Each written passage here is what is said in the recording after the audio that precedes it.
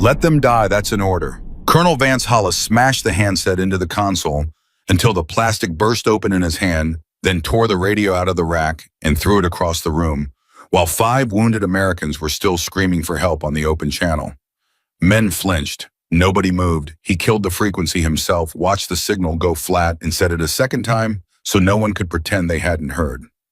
He knew Emily Carter was on that helicopter. He'd known her name for 11 years, and he left her in the sky to burn. Before we go further, please subscribe to this channel and stay with this story all the way to the end, and comment the city you are watching from so I can see how far my story has traveled. Captain Emily Carter had been awake for 26 hours when the call came in, and the first thing she did was check the batteries in her headlamp. Not her weapon, not her vest, the headlamp. Because in her experience, the thing that killed people out there was not usually a bullet. It was the dark and the shaking hands and the 40 seconds you lost fumbling for a light while somebody's blood ran out onto the floor of an aircraft. Carter! Sergeant Mike Delgado leaned into the tent rein running off his shoulders. They want you on the bird. Which bird? The one that's already turning. She stood up.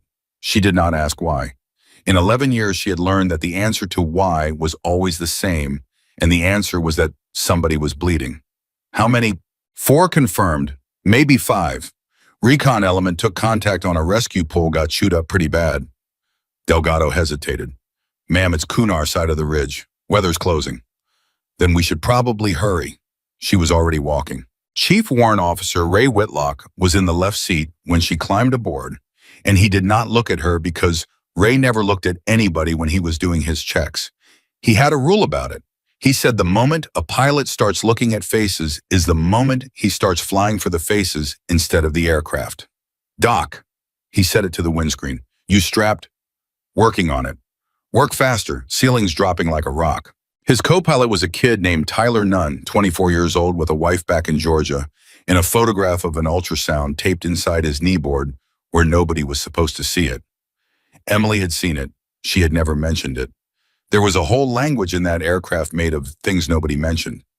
Sir, Nunn's voice was too bright, too fast. Winds are gusting 30 out of the northwest at the pickup. Yep. And there's reporting of movement in the valley floor. Yep. That's a lot of yep, sir. Whitlock finally turned his head. Son, you want me to say something else? I can say something else. I can say, we're going to get killed. Would that help? Nunn laughed. It came out wrong, cracked in the middle. No, sir. Then, yep, they lifted at 0247. For the first 18 minutes, it was nothing. It was the most ordinary flight in the world.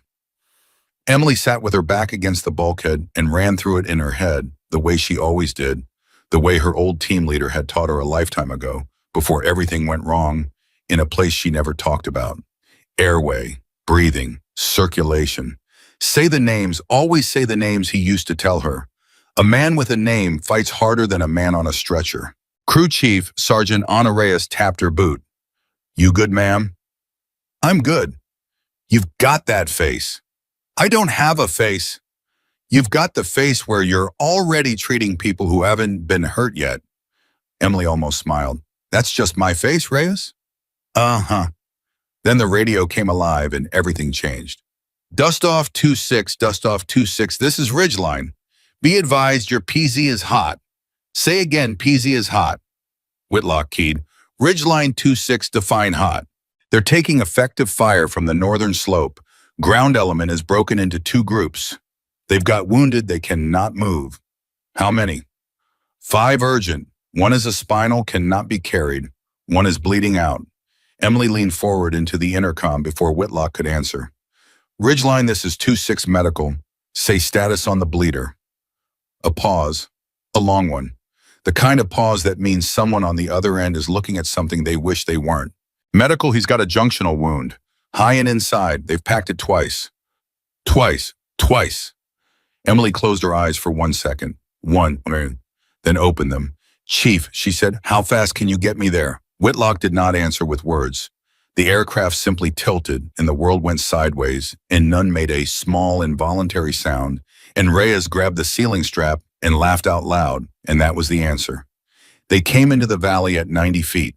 What happened next happened in less time than it takes to read this sentence, and everybody who lived through it would spend the rest of their lives trying to stretch it back out into something that made sense. Reyes saw the flash first. She said one word, break. Whitlock broke. The thing that came up out of the rocks was not aimed at where the helicopter was. It was aimed at where the helicopter was going to be, which meant the man holding it had done this before and had been patient and had waited in the cold on a mountain for hours for exactly this and had felt nothing at all when he squeezed. It went through the tail boom. The aircraft did not explode. That is the part nobody understands who has not been there. There was no fireball. There was a sound like a hammer hitting a filing cabinet, and then the entire world began to spin, and the spinning was worse than any explosion because the spinning meant the sky had stopped being a place you could live in. Mayday, mayday, mayday, dust off. 2-6, we are hit, we are hit. Chief Torque, I see it. Chief, we're losing. I see it, Tyler. Emily was on the floor. She had no memory of getting there. Her helmet had struck the bulkhead, and there was a warmth on her temple that she recognized, categorized, and dismissed in under a second. Scalp wound, bleeds like a river, means nothing.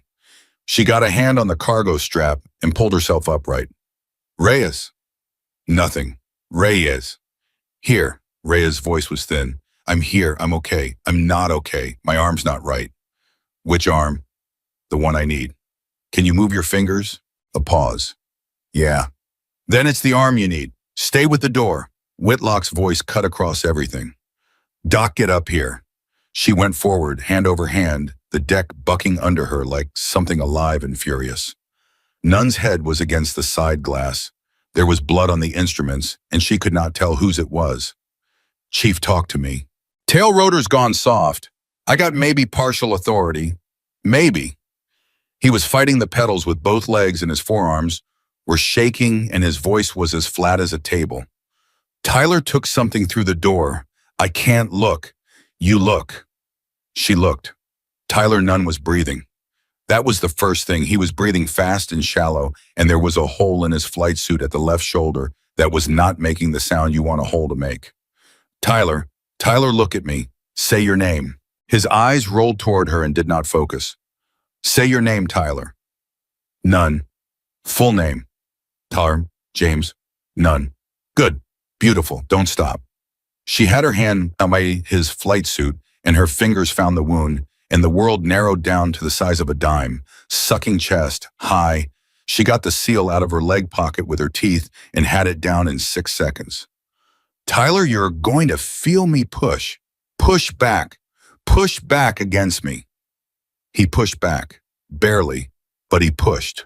There he is. Doc. Whitlock still flat, still calm, and it was the calm that frightened her, because Ray Whitlock got calmer the way other men got louder. I need you to hear me. I hear you. We are not making it back to base. Okay. We're not making it out of this valley. Okay. I can maybe put us on a ridge. Maybe. And if I do, we're going to be sitting on a rock in the dark at 9,000 feet with 5 urgent from the ground element we never picked up, plus my co-pilot, plus whatever's left of Reyes' arm. So we're going to be busy. Whitlock actually laughed. One short bark. Yeah, Doc. We're going to be busy. Back at the operations center, 400 kilometers away, a room full of people watched a symbol on a screen do something a symbol is never supposed to do. It slowed. Then it wobbled. Then it began to drift off the rote line, and a young specialist named Marcus Webb said out loud without meaning to, "That's not a flight path. Get me comms." "They're broken, sir, they're..." "Get me comms." Colonel Vance Hollis walked in at 0311. He was 48 years old. He had never lost an aircraft, and he had built an entire career out of that sentence. He looked at the screen for 11 seconds. "Who's on that bird?" "Whitlock, Nunn, Reyes, and a medical officer, sir. Captain Carter." Something moved in his face. It was there and gone. Webb saw it and did not know what it meant and would think about it every day for the next 20 years. "Carter," Hollis said. "Yes, sir." "Emily Carter." "Yes, sir." Hollis turned to the weatherboard. He looked at it for a long time. Then he said, "What's the window?" 20 minutes, sir, maybe less. After that, the whole corridor closes and nothing flies until 0600 at the earliest." "And the threat picture?" "Active, sir. Whoever shot them is still up there, and they know exactly where that bird went down. Hollis nodded slowly. Then he said the thing. Negative on the extraction. That bird is a loss. Do not risk assets on a lost bird. The room did not react. That was the strange part. Nobody gasped. Nobody objected. It was as if the sentence had been so large that it needed a moment to land. Then a warrant officer named Frank Duvall, who was 51 and had exactly nothing left to lose, said, "Sir, don't. Sir, they're alive. We've got a partial squawk. That's not a loss. That's 5 plus 4. It's 9 dead men in 20 minutes instead of 9 dead men now, and a second aircraft in the rocks on top of them." Hollis's voice never rose. Not once. "You want to explain that to 9 families and then 8 more because I've done it. You haven't. Sir, say it again." Duvall looked at the screen. The symbol was still moving, slowly, wrongly, but moving. "Say it again, Chief," Duvall said quietly. "That bird is still flying, sir." And Vance Hollis said, "Then God help them because I can't." He said it twice, because the first time nobody moved. On the aircraft, Emily Carter did not know any of that. She would not know it for 11 months. What she knew was that Tyler Nunn's lips were going gray, and that Anna Reyes was holding the door gun with one hand because the other one had a bone in it that was no longer in a place bones go, and that Ray Whitlock was flying a helicopter that had stopped agreeing to be a helicopter. And she knew one more thing which she had never told anybody in the United States Army. She had done this before. Not this, but something enough like it that her hands already knew the shape of it. 7 years earlier, in a place that did not appear on any map she was allowed to discuss, Emily Carter had been part of a unit that went in to bring people out and had come back with fewer people than it left with. 2 of them had been hers. One of them had been holding her hand. She had walked away from all of it. Turned down the school, turned down the tab, turned down the picture on the wall. She had gone to be a medic, and when people asked her why, she said she liked the work, and they believed her because it was almost true. What she never said was the real reason. The real reason was that a medic's job is the only job in the world where you are allowed to refuse to accept the ending. Doc. Whitlock. 60 seconds. Say again. 60 seconds until I put us down or the mountain does. Get everybody tight. Emily turned around, and that was when she saw them. Because the ground element had not been where they were supposed to be. They had moved in the dark, carrying men who could not walk toward the sound of a helicopter that was already dying. And when Whitlock brought that broken aircraft down onto a shelf of rock, the size of a tennis court, there were 7 Americans standing in the rotor wash with their hands up and their faces open and their eyes saying the same thing every man's eyes have said in that moment since the invention of the helicopter. They said you came. Nobody had the heart to tell them. The skids touched. The aircraft settled hard, slid maybe a meter and stopped. The rotors kept turning because Whitlock kept them turning, and Whitlock kept them turning because the second he shut down, the aircraft became a rock, and the men outside became targets. And this became a very short story. Emily was out the door before the skids finished flexing. "Who's the bleeder?" A staff sergeant with a face like a closed fist grabbed her sleeve. "Ma'am, we can't." "Who's the bleeder?" "Sanchez, he's over there." "Ma'am, we've packed it twice, we can't." "Show me." They had him on a poncho. He was 22. His name was Oscar Sanchez, and he had a sister in El Paso who taught the 3rd grade, and Emily knew none of that yet, and she would know all of it before the sun came up. She got her hands into the wound and the world went away. "Light, somebody give me light." 6 headlamps came on at once. "Not all of you, just you. Hold it right there and don't move it." "Ma'am," is he. "What's your name?" "Brooks, ma'am, Daniel Brooks." "Hold the light, Daniel." She worked. Nobody who watched her that night was ever able to describe it properly. Reyes tried once years later at a bar in Killeen and gave up halfway through and just held up her hands and said, "She wasn't hurrying." That's the thing, she wasn't hurrying. And when they asked what she meant, Reyes said, "Everybody hurries. Hurrying's how you know somebody's scared." She wasn't hurrying, she was just fast. 40 seconds and Sanchez stopped bleeding. 45 seconds in, Daniel Brooks started crying silently, still holding the light perfectly steady, because he was 19 years old and he had spent the last hour absolutely certain he was going to watch this man die. "Daniel." "Ma'am." "Light's good. You're doing good." "Ma'am, his voice broke completely. "Ma'am, I dropped him.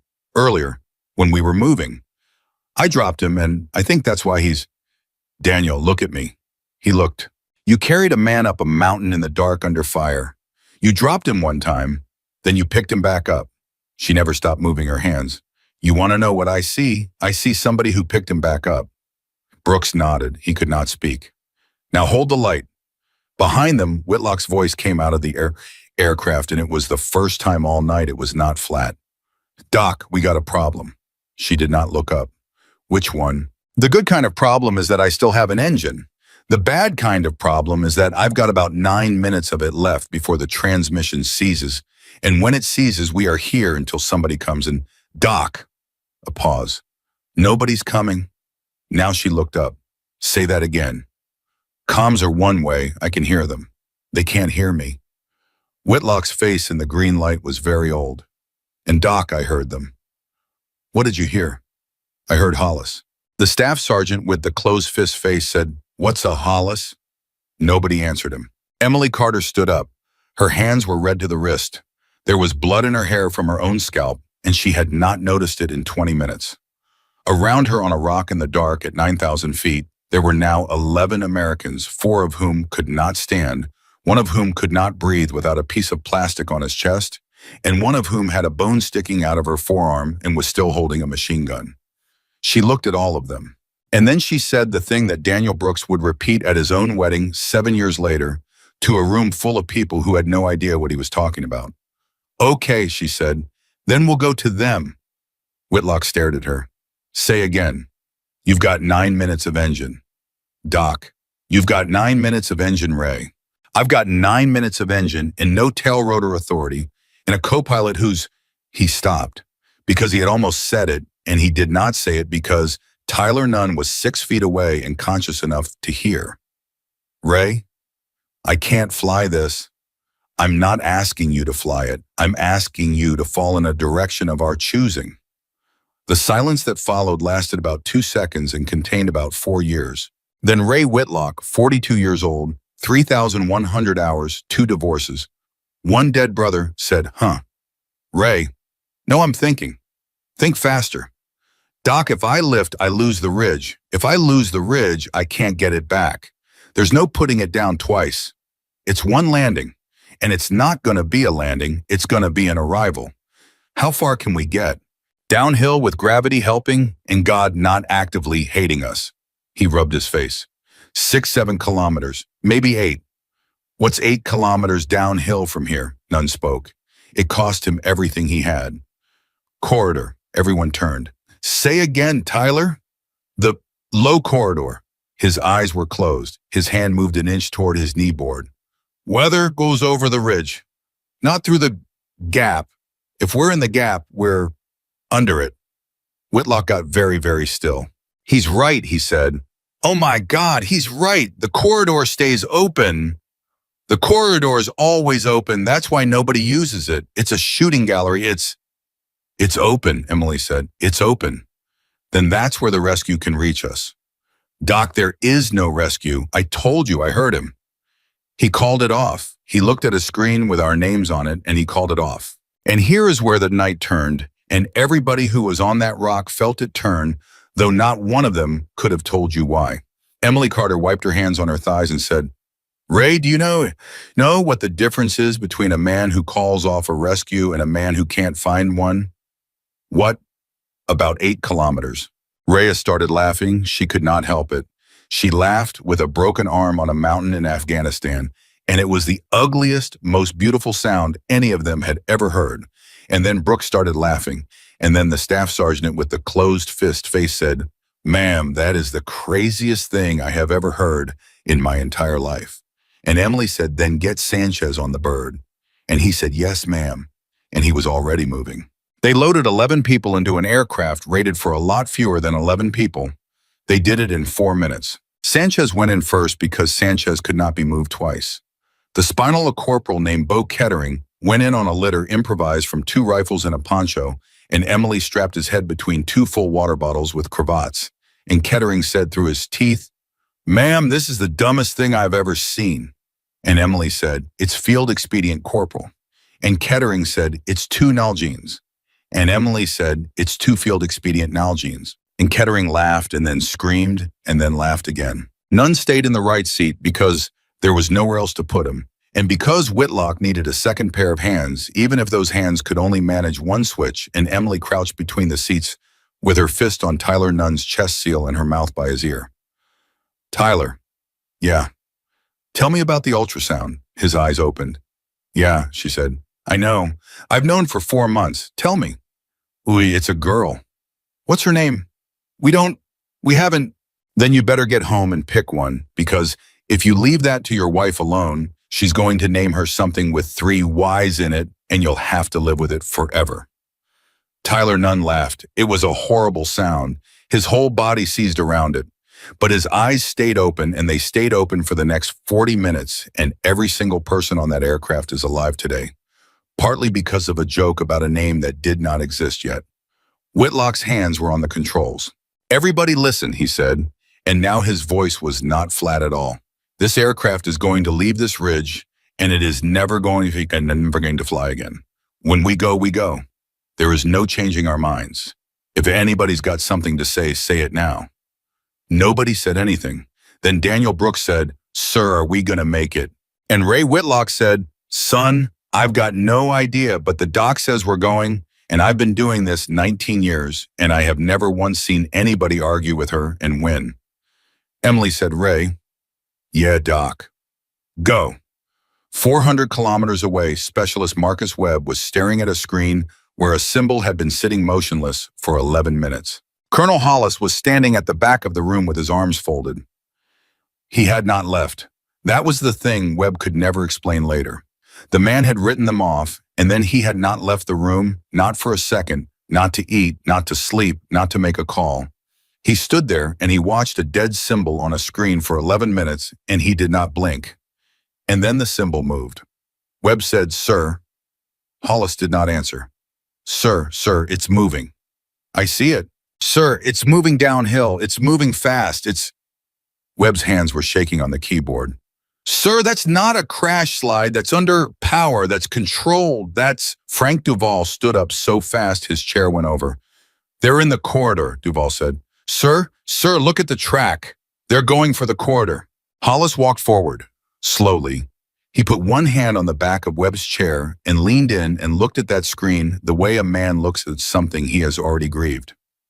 Nobody flies the corridor, he said. No, sir. Nobody flies the corridor because the corridor is where you get killed. Yes, sir. The corridor is also, Hollis said, and something in his voice came apart just slightly, just at the edge. The only place under this weather. Nobody breathed. And then Colonel Vance Hollis said, Chief Duval, Sir, how many birds can you put in the air in 6 minutes? Duval was already running. 2, sir. Get me 3. Sir, you said. Hollis turned around and Marcus Webb saw his face, and Marcus Webb would spend 20 years failing to describe it to anybody. I said, do not risk assets on a lost bird, Hollis said. That bird is not lost. Somebody on that aircraft refused to be lost. And I will not be the man who let her do that alone. He was already reaching for the handset.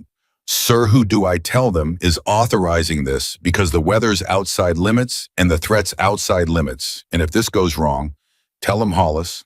Sir. Tell them Hollis, he said, and tell them I have been waiting 11 years to say her name into this radio, and it is not going to be to a next of kin. And in the aircraft dropping down a mountain in the dark at 110 knots, with no tail rotor, and 9 minutes of engine, and 11 Americans holding on to each other. Emily Carter pressed her fist into Tyler Nunn's chest and said, say her name. She doesn't have one. Then make one up. Right now, say it. And Tyler Nunn, 24 years old with a hole in his chest and a photograph in his knee board, said, Grace. Grace, Emily said. Okay, Grace. She's waiting. Yeah. So we're going. Below them, the corridor opened up like a door. They went off the ridge the way a piano goes off a roof. Whitlock did not lift. That was the trick of it, and nobody outside that aircraft ever understood it. He did not pull power and climb. He rolled the whole machine off the edge of the shelf and let the mountain do the work, and for 4 full seconds, Dustoff 26 was not a helicopter at all. It was 11 Americans falling in a metal box. Somebody screamed. Nobody ever admitted who. Airspeed, Whitlock said. Come Come on, sweetheart, give me airspeed. Chief, not now, Doc. The rotors bit at 70 knots. The nose came up maybe 3 degrees, and that was all. And 3 degrees was enough, and the aircraft stopped falling and started flying in the ugliest, most sideways imitation of flight any of them had ever felt.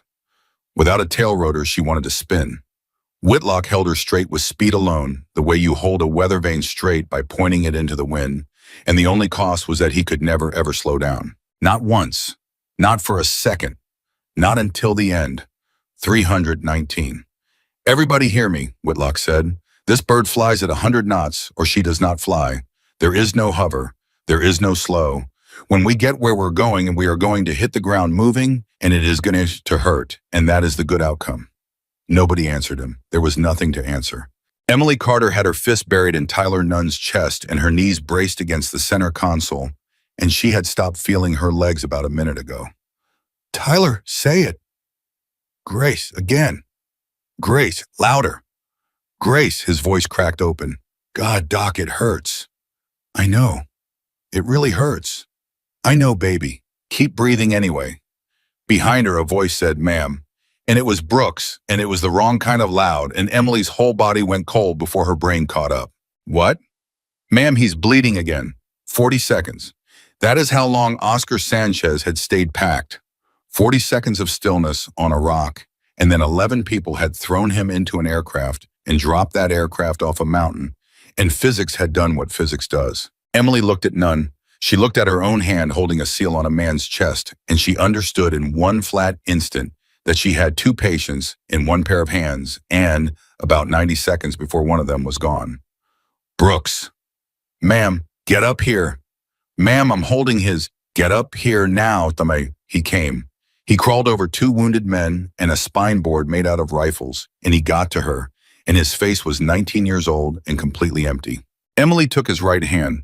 She put it flat on Tyler Nunn's chest over the seal, over her own blood, and she pressed down on top of it hard enough to bruise. That's your hand now. Ma'am, say it. That's my hand. If you move it, he dies. If you get scared, he dies. If the aircraft flips upside down and catches fire, your hand does not move. Do you understand what I just gave you? Brooks stared at her. Something behind his eyes stood up. Yes, ma'am. Say his name. Tyler. Say his daughter's name. Brooks blinked. Grace, ma'am? Then you have got them both. And she was gone hand over hand into the back, into the dark, into Oscar Sanchez. 321. She got the packing out and it came out in a wet fist of red, and Sanchez made a sound like a door opening. The staff sergeant with the closed fist face, his name was Wendell Pryor, 34 from Mobile, Alabama, and he had been carrying this kid for 2 hours, grabbed her shoulder. Ma'am, tell me what to do. Get your knee on his hip. His hip. Junction's high. I can't get above it with my hands. I need his whole body to stop moving, and this aircraft won't let it, so you're going to be the thing that stops it. She had both fists in the wound now, up to the wrist, and her forearms were shaking with the effort of it. Your knee, hip, now. Pryor put his knee on a dying man's hip and leaned his entire 210 pounds into it, and Oscar Sanchez screamed, and Emily said, good, that's a beautiful sound, Oscar. He's screaming, ma'am. Screaming means blood in the brain. Screaming is the best news I've had all night. Reyes from the door, one-handed teeth locked. Doc, I've got movement. Left side, 200 meters hillside.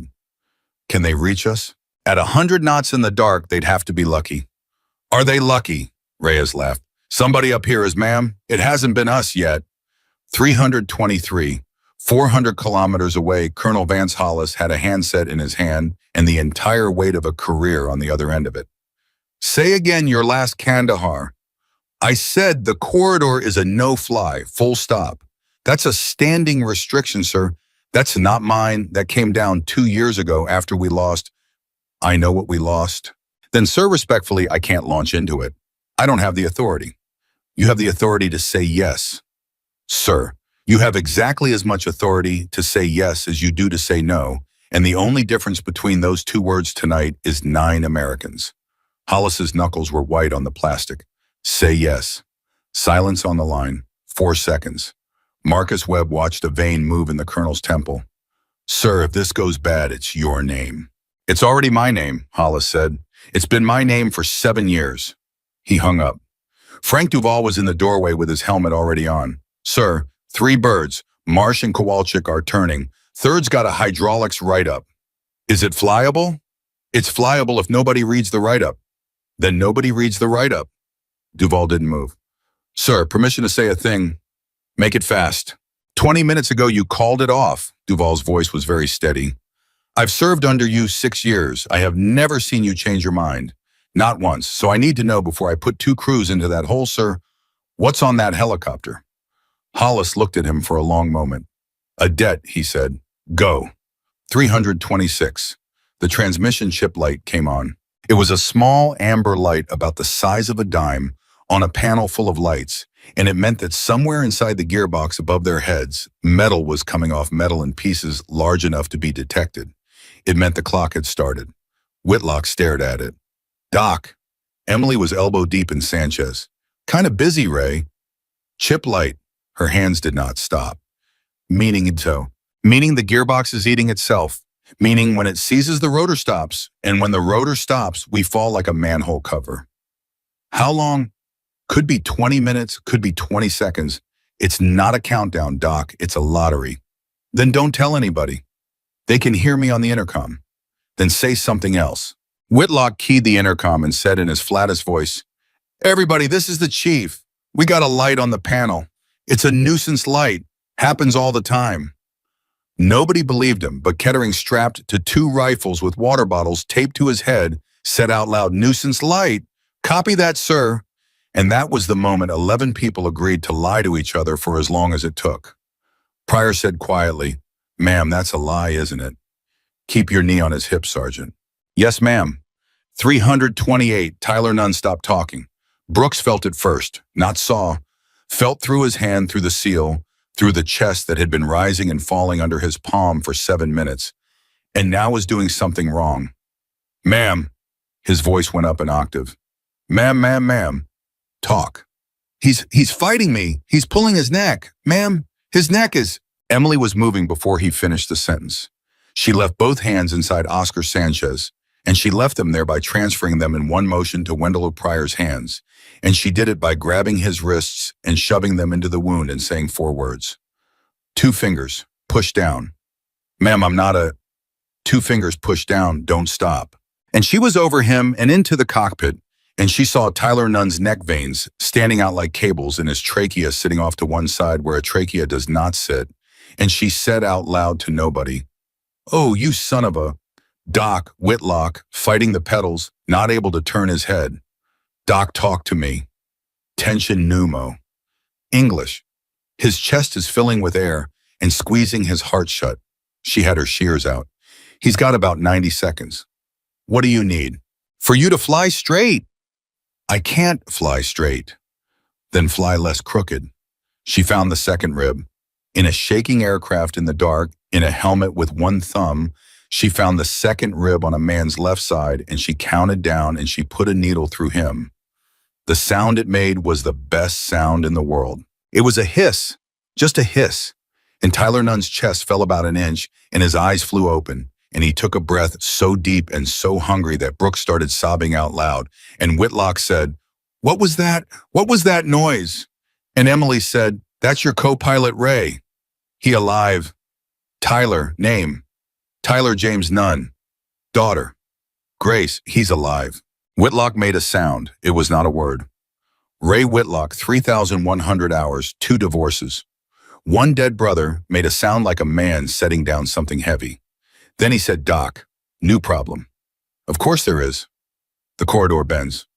331. Here is what nobody in that aircraft understood except Ray Whitlock, and it took him 11 seconds to explain it, and those 11 seconds cost him more than anything else that night. He could not turn. Not properly. A helicopter with no tail rotor turns by rolling and rolling, costs altitude, and they had exactly as much altitude as the mountain was willing to give them, and not 1 foot more. Every meter they descended was a meter they could never buy back because they had no power to climb. They had a gearbox eating itself in an engine that had been running on borrowed time since minute 9. The corridor ran downhill for 6 kilometers, and then it bent left around a shoulder of rock. If they made the bend, they were in the open and the weather was over their heads instead of on top of them, and a rescue aircraft could physically reach them. If they missed the bend, they hit the shoulder. How much room? Emily asked. I need to lose 400 feet in about 11 seconds to make the roll, and then I need to not hit the wall on the other side by about the width of this aircraft. Can you do it? On a good day with a good bird in daylight, Whitlock's laugh was terrible. Maybe. And tonight I've got a nuisance light, Reyes said from the door. Chief, if you roll left, the door's on the low side. Yeah, I'm on the door. Yeah. Chief, if you roll left with the door open at 110 knots, I'm getting out. The whole aircraft heard it, every single one of them. Emily said, Reyes, get on the floor now. Ma'am, if I'm off the gun, we've got no gun. Get on the floor. Ma'am, there's people down there and they can see us, and if we come around that bend at 400 feet with nobody on the Anna. Emily used her first name. She had never once in 3 years used her first name. Get on the floor. Reyes got on the floor. She got on the floor with a broken arm, and she hooked her good hand into the cargo ring, and she looked up at Emily Carter and she said, Ma'am, I want you to know I'm real mad about this. Noted. Real mad. I'll write it up. 334. 10 seconds, Whitlock said. Everybody grab something that isn't a person. Brooks did not move his hand. He had a hand on Tyler Nunn's chest, and the aircraft was about to go over on its side at 110 knots, and 19-year-old Daniel Brooks did not move his hand. He wedged his boot under a seat rail and hooked his free arm through a strap, and he left his right hand exactly where a captain had put it 7 minutes ago, and Emily saw him do it, and something in her chest turned over. 5. Pryor had 2 fingers inside Oscar Sanchez, and his knee on the man's hip, and his forehead pressed against the bulkhead, and he was praying out loud, not quietly in full sentences. 3. Kettering, who could not move at all, who could feel nothing below his collarbones, said to the ceiling, Hey, Doc. Little busy corporal. Ma'am, if this goes bad, my mom's name is Renee. 2. Renee Kettering, Tulsa. 1. Tell her I wasn't scared. Emily said, tell her yourself. And Ray Whitlock rolled that helicopter onto its side. The world went vertical. Every unsecured thing in the cabin became a projectile. A medical bag hit the ceiling, which was now a wall. Somebody's helmet went past Emily's face at head height and out the open door and into the dark. The engine screamed at a pitch none of them had ever heard, and the airframe made a noise like a ship breaking up. And for 2.5 seconds, gravity simply stopped having an opinion. Emily Carter did not hold on to anything. She held on to Wendell Pryor's wrists, and she pushed because Sanchez was on the low side, and the blood in him was on the low side, and the only thing between that boy and the end of everything was pressure. And pressure does not care what angle the sky is at. The rotor missed the rock by less than the length of a car. And then they were level, and they were through, and they were out. 335. Whitlock started laughing. He could not stop. He laughed with tears running down his face and his hands still locked on the controls, and he said, I did it. I did it. Did you see that? Did anybody see that, Tyler? Did you see that? And Tyler Nunn from the right seat with a needle in his chest and a hole in him and a hand on him that belonged to a boy from Ohio said, saw it, Chief. And the entire aircraft came apart. Not physically, emotionally. Pryor was howling. Reyes was pounding the floor with the flat of her good hand. Brooks was laughing and crying at the same time and still not moving his hand. For 9 seconds, 11 Americans in a dying helicopter were the happiest people on earth. Then the engine quit. 336, it did not sputter. It did not warn them. There was a bang like the end of the world, and then there was silence. And the silence was so much worse than any noise that Brooks would wake up from it for the next 30 years. Auto-rotating, Whitlock said. His voice was flat again. Instantly, completely. Everybody brace. This is it. This is the arrival. Emily said, Ray, how far to the floor? Doesn't matter.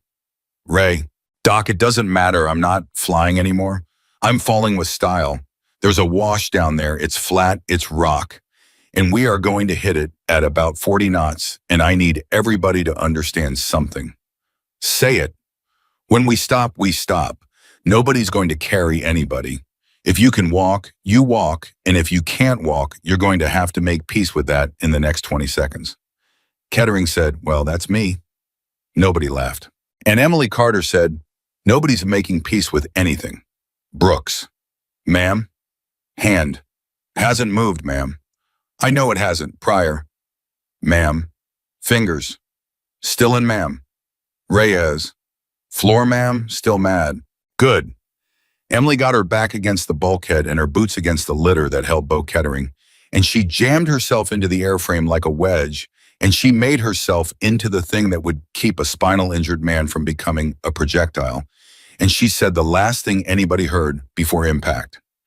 "Everybody say a name, right now, out loud, somebody who's waiting." And they did. Whitlock said Marcus, his brother, dead 11 years. He said it anyway. Reyes said Mama. Pryor said Tanya, Tanya and the girls. Kettering said Renee. Brooks said Grace. And it wasn't his, and he said it anyway.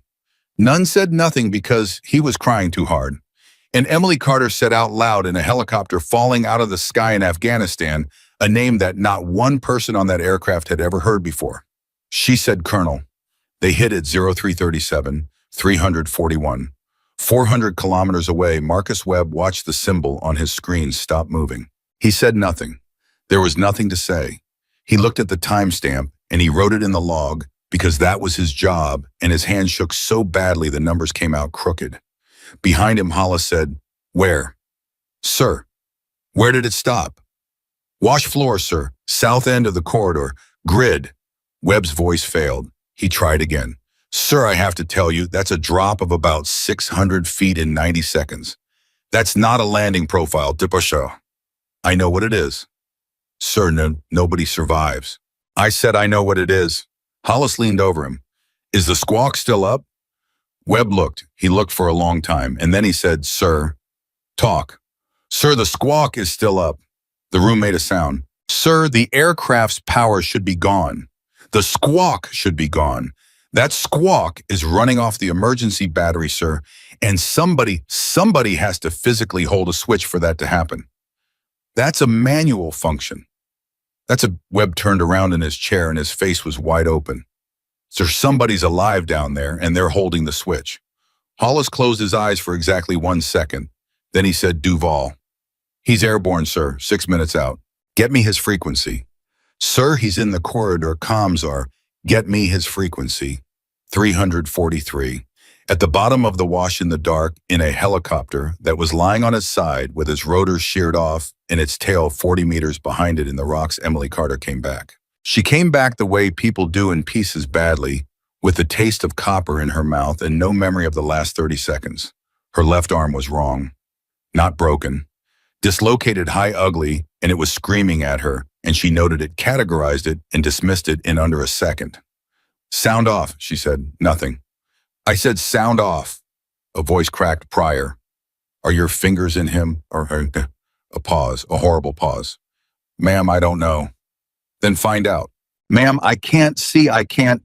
"Find out." She heard him move. She heard him make a noise. And then Wendell Pryor said with his whole soul in it, "They're in, ma'am. They're still in. He's warm. Ma'am, he's warm." Reyes. "Here." Barely. "Ma'am, I think my arm's worse." Kettering.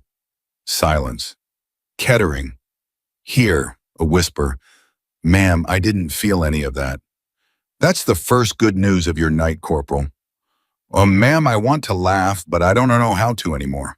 Brooks. "Nothing." Daniel. "Nothing." Emily got up. Her arm hung and she got up anyway, and she went through the wreck of that aircraft on her knees in the dark, and she found Daniel Brooks folded against the forward bulkhead with his boots still wedged under the seat rail. His hand was on Tyler Nunn's chest. It had never moved. Not through the roll, not through the fall, not through impact at 40 knots into rock. 19 years old, unconscious, with a scalp laid open and 2 broken ribs, and Danielle Brooks's right hand was flat and hard on the chest seal of a man he had met 90 minutes ago.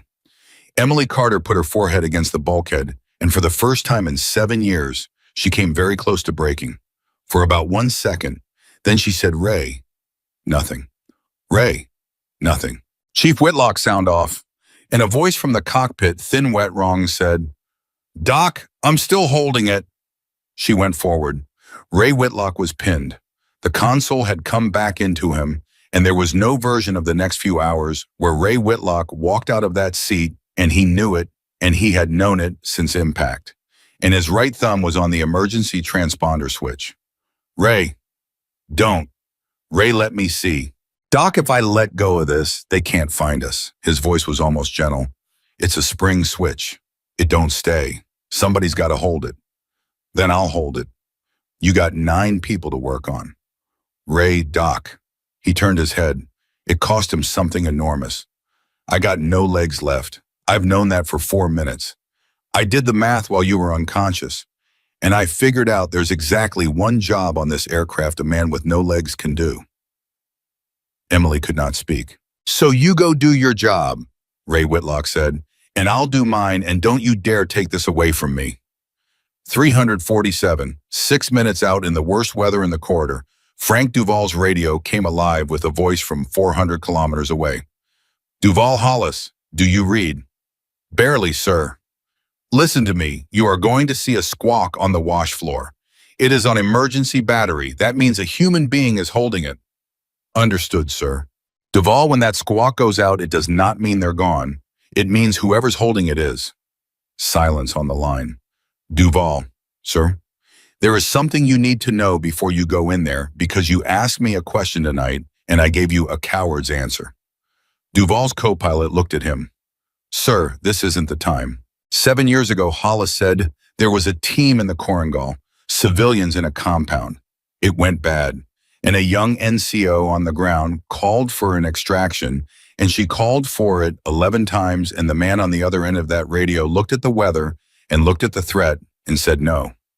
Nobody breathed. She lost 4 people that night. 2 of them were hers. One of them died holding her hand, and she stayed on that radio, and she kept calling, and she never once raised her voice. Duvall said very quietly, Sir. That man was me, Colonel Vance Hollis said, and her name was Emily Carter. And tonight, 28 minutes ago, God gave me the exact same decision, and I made the exact same mistake. And I want you to understand that she is down there right now doing the same thing she did 7 years ago. What's that, sir? Refusing to accept the ending. Hollis's voice broke completely, and 400 kilometers of radio silence carried it perfectly. Chief, I have spent 7 years being the reason she quit. Go be the reason she was right. 351. In the wash, Emily Carter had her arm hanging useless, and 9 people on the ground, and no aircraft, and no light, and no time, and she worked. She worked the way Reyes could never explain in a bar in Killeen. Not hurrying, just fast. She reduced her own shoulder against a rock by throwing her body weight against it, and she screamed once briefly, and then she did not mention it again for 11 hours. She got Brooks breathing. She got Sanchez's wound repacked with Pryor's hands guided by her voice. She got Kettering's head immobilized with a rifle sling and a boot. And every 40 seconds, she called out Ray. And every 40 seconds, Ray Whitlock said, still holding, Doc. At 0354, he said, still holding. At 0356, he said, holding. At 0358, he said, Doc, hey, do me a favor, say the name. Which name? The one you said when we were falling. A wet, awful laugh. You said Colonel. Doc, who the hell is Colonel? Emily Carter on her knees in the rocks with a boy's blood on her hands said nothing for a long moment. Then she said, a man who owes me 4 people. He gonna pay? No. Then why'd you say his name? And Emily said, because I wanted him to hear it. At 400, Ray Whitlock said, Doc. Ray, I hear something. Everyone stopped. And out of the storm, low, impossibly low in a corridor, no aircraft was allowed to fly, came a sound that 11 Americans had stopped believing in. Rotors. Ray, Emily said. Ray, hold that switch. Hold it. Hold it. Ray, there. I hear him, Doc. Ray, don't you let go. I ain't let go of nothing in 19 years, Ray Whitlock said. And then the rotors got closer and the light came down through the weather like something out of a church. And Frank Duvall's voice came over a handheld radio lying in the rocks beside a dead helicopter. And he said 11 words that Wendell Pryor had tattooed on his forearm 9 months later. Any station this net, this is Dust Off 6. We see you. Nobody answered him. That was the thing Frank Duvall could never explain afterward. He had a squawk. He had a light on a shattered aircraft. He had 11 words out and 11 Americans down there, and not one of them answered. And for 4 full seconds, he sat in that cockpit at 90 feet in weather that had no business letting him live, and believed he had come all this way to recover bodies. Then the handheld crackled, and a woman's voice came up out of the rocks absolutely level. Dust off 6, this is 2-6 medical. We are 9 urgent and 2 ambulatory. Do not land in the wash. Duvall's co-pilot, a kid named Sam Ostrowski, turned and stared at him. Say again, medical. Do not land in the wash. The floor is loose rock, and you will roll. There is a shelf 200 meters south-north side. It's flat and it's short. You will not like it. Medical, how short? A pause. Chief, I'm a medic. I have no idea. It's shorter than this helicopter is long. And Frank Duvall started to laugh, and he keyed the mic without meaning to, so all of them heard it, all of them, down in the rocks, a man laughing in a helicopter above them, which was the single most alive sound any of them had heard in an hour. Medical, I'm coming to you. Talk me down. Chief, I can't see you. Ma'am, I can't see you either. That's why we're going to talk. 402, Emily. Carter had a handheld radio in her right hand, and a shoulder that had come out of its socket and gone back in, and a man 40 meters behind her holding a spring switch with his thumb because he had no legs left to hold anything else with. She lay flat on her back in the rocks so she could look straight up. Chief, I hear you left. Coming right. Too far, too far. You're going into the wall. Copy correcting. Chief, listen to me. When you hear my voice get loud, you're on top of us. When it gets loud, you stop coming down. Understood. You're getting loud. Copy. You're loud. Copy. Chief, you are extremely, Ostrowski screamed, rock, rock, rock. And Frank Duvall did something with a helicopter that no simulator has a name for. He came in flat, and he put his left skid on the shelf, and he left the right one hanging over 400 feet of nothing, and he held it there, one skid down, rotors turning the entire aircraft balanced on the edge of the world like a bird on a wire. And he said into the radio in the calmest voice of his life, Medical dust off 6. I'm down. Sort of. Bring me your worst. 404. Wendell Pryor said, Ma'am, we got a problem. Which one? There's 4 seats, ma'am. Emily turned around. She had 9 urgent. She had a boy with a junctional wound who had already died twice tonight, a corporal who could not feel his own body, a co-pilot with a needle in his chest, a 19-year-old with a skull that had met a bulkhead, a crew chief with a bone out through the skin, a pilot who was pinned, and 3 more from the ground element who had been quietly bleeding into their uniforms for 2 hours without once complaining because they were not the worst and they knew it. She had 4 seats. Ma'am, Pryor's voice was cracking. Ma'am, who goes? Emily. Carter did not hesitate. That was the part that broke Wendell Pryor for the rest of his life. She did not hesitate. Not for a heartbeat. Because she had done this before on a different mountain 7 years ago, and she had learned that hesitation is not mercy. Hesitation is just cowardice wearing mercy's coat. Sanchez, Nunn, Kettering, Brooks. Ma'am, Brooks is walking. Brooks has a head injury, and he doesn't know he has a head injury, and in 20 minutes he's going to be unconscious, and I will not have a working aircraft. He goes. Ma'am, Reyes has a bone out of her arm. Reyes is not going to die of it. Anna Reyes from the Rock said, correct, ma'am.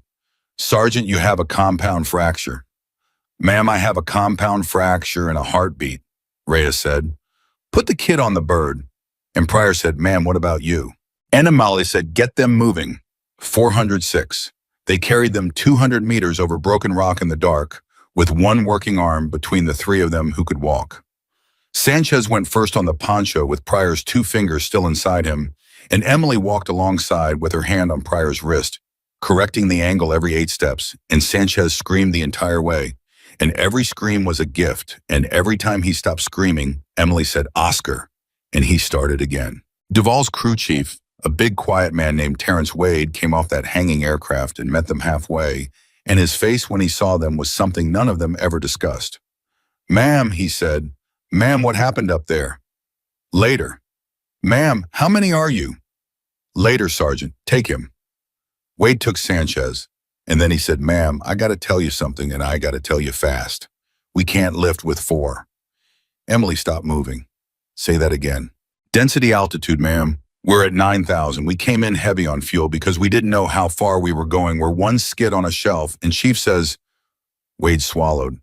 Chief says 3. 3 plus crew. He says 4, and we don't come off this rock, we just slide off it. Emily looked at the 4 men on the ground. Ma'am, Wade said, I'm sorry, ma'am, I'm so sorry. And Daniel Brooks, who had a hole in his scalp and 2 broken ribs, and did not know yet that his brain was bleeding, sat up on the rocks and said, Then it's me. Brooks, ma'am, I'm walking. He got to his feet. He swayed, he stayed up. I'm walking, ma'am. Put Kettering on the bird. He can't feel his legs. I can feel mine, and I'd like to keep him, but I can feel him. Brooks, you have a head injury. Ma'am? And 19-year-old Daniel Brooks looked at her with his face full of blood and said, You gave me his hand. You said if I got scared, he dies. Well, I'm scared right now, ma'am, and I'm still not moving. Emily Carter closed her eyes. Then she said, Wade, 3. Sanchez, none Kettering. Go. Ma'am. Go. 409. Duvall took off by falling. He rolled that aircraft right off the shelf into 400 feet of open air and let it drop until it flew exactly the way Ray Whitlock had done 90 minutes earlier. And Emily Carter watched it go and understood that the two of them had never met and had just made the same decision with the same aircraft on the same mountain, and that there was a whole brotherhood in this world that never talks about itself. The radio in her hand said, Medical dust-off 6. I've got your 3. Copy. Medical. A long pause. Ma'am, I'm going to be 40 minutes. Copy. Ma'am, the weather's closing behind me. 40 minutes is optimistic. Copy. Ma'am, is there anything you need me to tell anybody in case? And Emily said, yes. Duvall waited. Tell Colonel Hollis. Emily Carter said that this time I've got 8. Silence on the net. Then in a voice Duvall did not recognize as his own, Ma'am, say again. He'll understand. 412. She went back to Ray. She went the 200 meters at a dead run in the dark over rock that had already broken her once, and she got to the wreck and dropped to her knees at the shattered right side of that cockpit, and she said, Ray, still holding. Ray, they've got 3 out. I know, I heard. His voice had changed. It had gotten light. It had gotten far away, and Emily Carter had heard that exact change in 4 other men in her life, and she hated it with everything she had. Which 3? Sanchez, Kettering, Tyler. Ray Whitlock made a sound. Tyler's out. Tyler's out. Doc. He was crying. He was crying and his thumb never moved off that switch. Doc, he's got a kid coming. I know. Grace, I know Ray. That's a good name, Ray Whitlock said. That's a real good name. And then he said, Doc, I need you to do something for me, and I need you to not argue. No, Essie. You don't even know what it is. I know exactly what it is, and the answer's no. Doc, you want me to leave you here holding a switch and go work on somebody who can be saved? Her voice did not shake. That was the terrible part. It did not shake once. And the answer is no, because I'm going to do both. You can't do both. Ray Whitlock, I have been doing both my entire adult life. 414. 400 kilometers away, a room full of people heard 8 words come out of a speaker and did not understand a single one of them. Tell Colonel Hollis that this time I've got 8. Marcus Webb turned around in his chair. Vance Hollis was standing perfectly still. Sir, nothing. Sir, what does that mean? And Hollis said, it means she's counting. Sir, 7 years ago, she came off that mountain with 4. His voice was very quiet and very flat, and Webb had never been so frightened in his life. She counted them out loud on the radio to me. 1 at a time. She said their names, and then she said, Colonel, that's 4. And then she never spoke to me again. Nobody in that room moved. She's telling me she's got 8, Hollis said. She's telling me she has 8 people, and I have already said no once tonight, and she wants me to know exactly what the number is this time. He picked up his helmet. Webb said, Sir? Sir, what are you doing? Get me Marsh. Sir Chief Marsh is... Get me Marsh and tell him he's got a passenger. Sir, you're a full colonel. You haven't flown in 6 years, 4 months, Hollis said. Get him. Frank Duvall's voice came over the net, thin and ragged. Base dust-off 6. I have 3 urgent inbound, and be advised I have 8 souls remaining in that wash, and I have a full colonel's worth of nothing to do about it. And Vance Hollis leaned over the console, keyed the mic himself, and said the first thing he had said on that frequency in 7 years that was not an order. Dust off 6, this is Hollis. I'm coming. 417, Emily worked. She got Ana Reyes's arm, splinted with a strut, off a broken seat, and Reyes bit down on a cravat and did not make one sound. And when it was done, Reyes said through her teeth, "Ma'am, permission to say the thing." "Say it. You're not going on that bird either, are you?" "Sergeant, ma'am, I've known you 3 years. You're going to put every one of us on that helicopter, and then you're going to find some reason there's no room for you." Reyes's eyes were shining. "You did it in your head an hour ago. I watched you do it." Emily did not answer. "Ma'am, that ain't heroism," Reyes said. "That's something else, and I've been trying to figure out what it is for 3 years, and tonight I think I figured it out." Reyes, "Somebody left you somewhere," Ana Reyes said. "Didn't they, ma'am?" And Emily Carter stood up and walked away. 421. The first shot came at 0421. It came from the north hillside, and it went through what was left of the tail boom and made a sound like a dropped wrench, and 8 Americans in the rocks went absolutely flat, and Wendell Pryor said, "Ma'am, we got company. Range of 400, maybe more." He's guessing. "Is he good?" Another shot. It hit 30 meters short. "He's not good," Pryor said, "but he's patient. And ma'am, patient is worse." Emily crawled to the wreck. "Ray?" "Heard it." "Ray, we've got fire on the north side." "Yeah." "Ray, they can see the aircraft." "Yeah." "Ray, they can see the light on the aircraft." And Ray Whitlock, holding an emergency transponder switch with the last strength in his right thumb, said, "Yeah, Doc, I know." And there it was. The whole thing. The entire impossible arithmetic of that night, sitting in the dark on a wash floor between a medic with one good arm and a pilot with no legs. The squawk was the only thing that could bring a rescue. The squawk was the only thing telling a patient man on a hillside exactly where to shoot. "Ray, don't say it. Ray, if you let go, we go dark, and he loses us. And Duval loses us too. Duval has the grid. Duval has a grid in a wash at night in weather with no beacon dock. That's not a grid, that's a wish." Whitlock coughed. It went on a long time. "You know what happens if I let go? Nothing. Nothing happens. Nobody comes. That's what happens. And if you don't let go, that man walks his shots in and kills 8 people. Then he kills me first," Ray Whitlock said. "I'm closest." Emily Carter put both hands on the twisted frame of that cockpit and said, "Ray, I am not letting you do that. Doc, you got no vote. Ray, what's it? You got no vote." And he was shouting, and it was the first and last time in 19 years that Ray Whitlock ever raised his voice, and it cost him something so enormous that Emily heard it leave him. "You got no vote, Doc. Not on this one. I've been sitting here for 40 minutes doing the only useful thing left in my body, and you don't get to take it. You don't get to save everybody. You didn't get to save them either." The silence after that was the loudest thing in Afghanistan. Emily whispered, "What did you say?" And Ray Whitlock gently said, "Doc, everybody knows." 424. Nobody in the Army knew. That was the whole architecture of Emily Carter's life.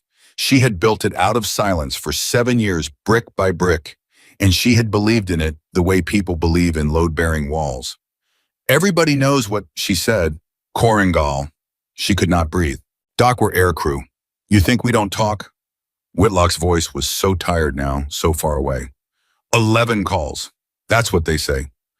She called 11 times, and the man said no, and she never told anybody who he was, and she gave back a tab and a school and a stripe and went and got a medic patch, and she's been carrying 4 dead people around in her chest for 7 years like they're in her rucksack.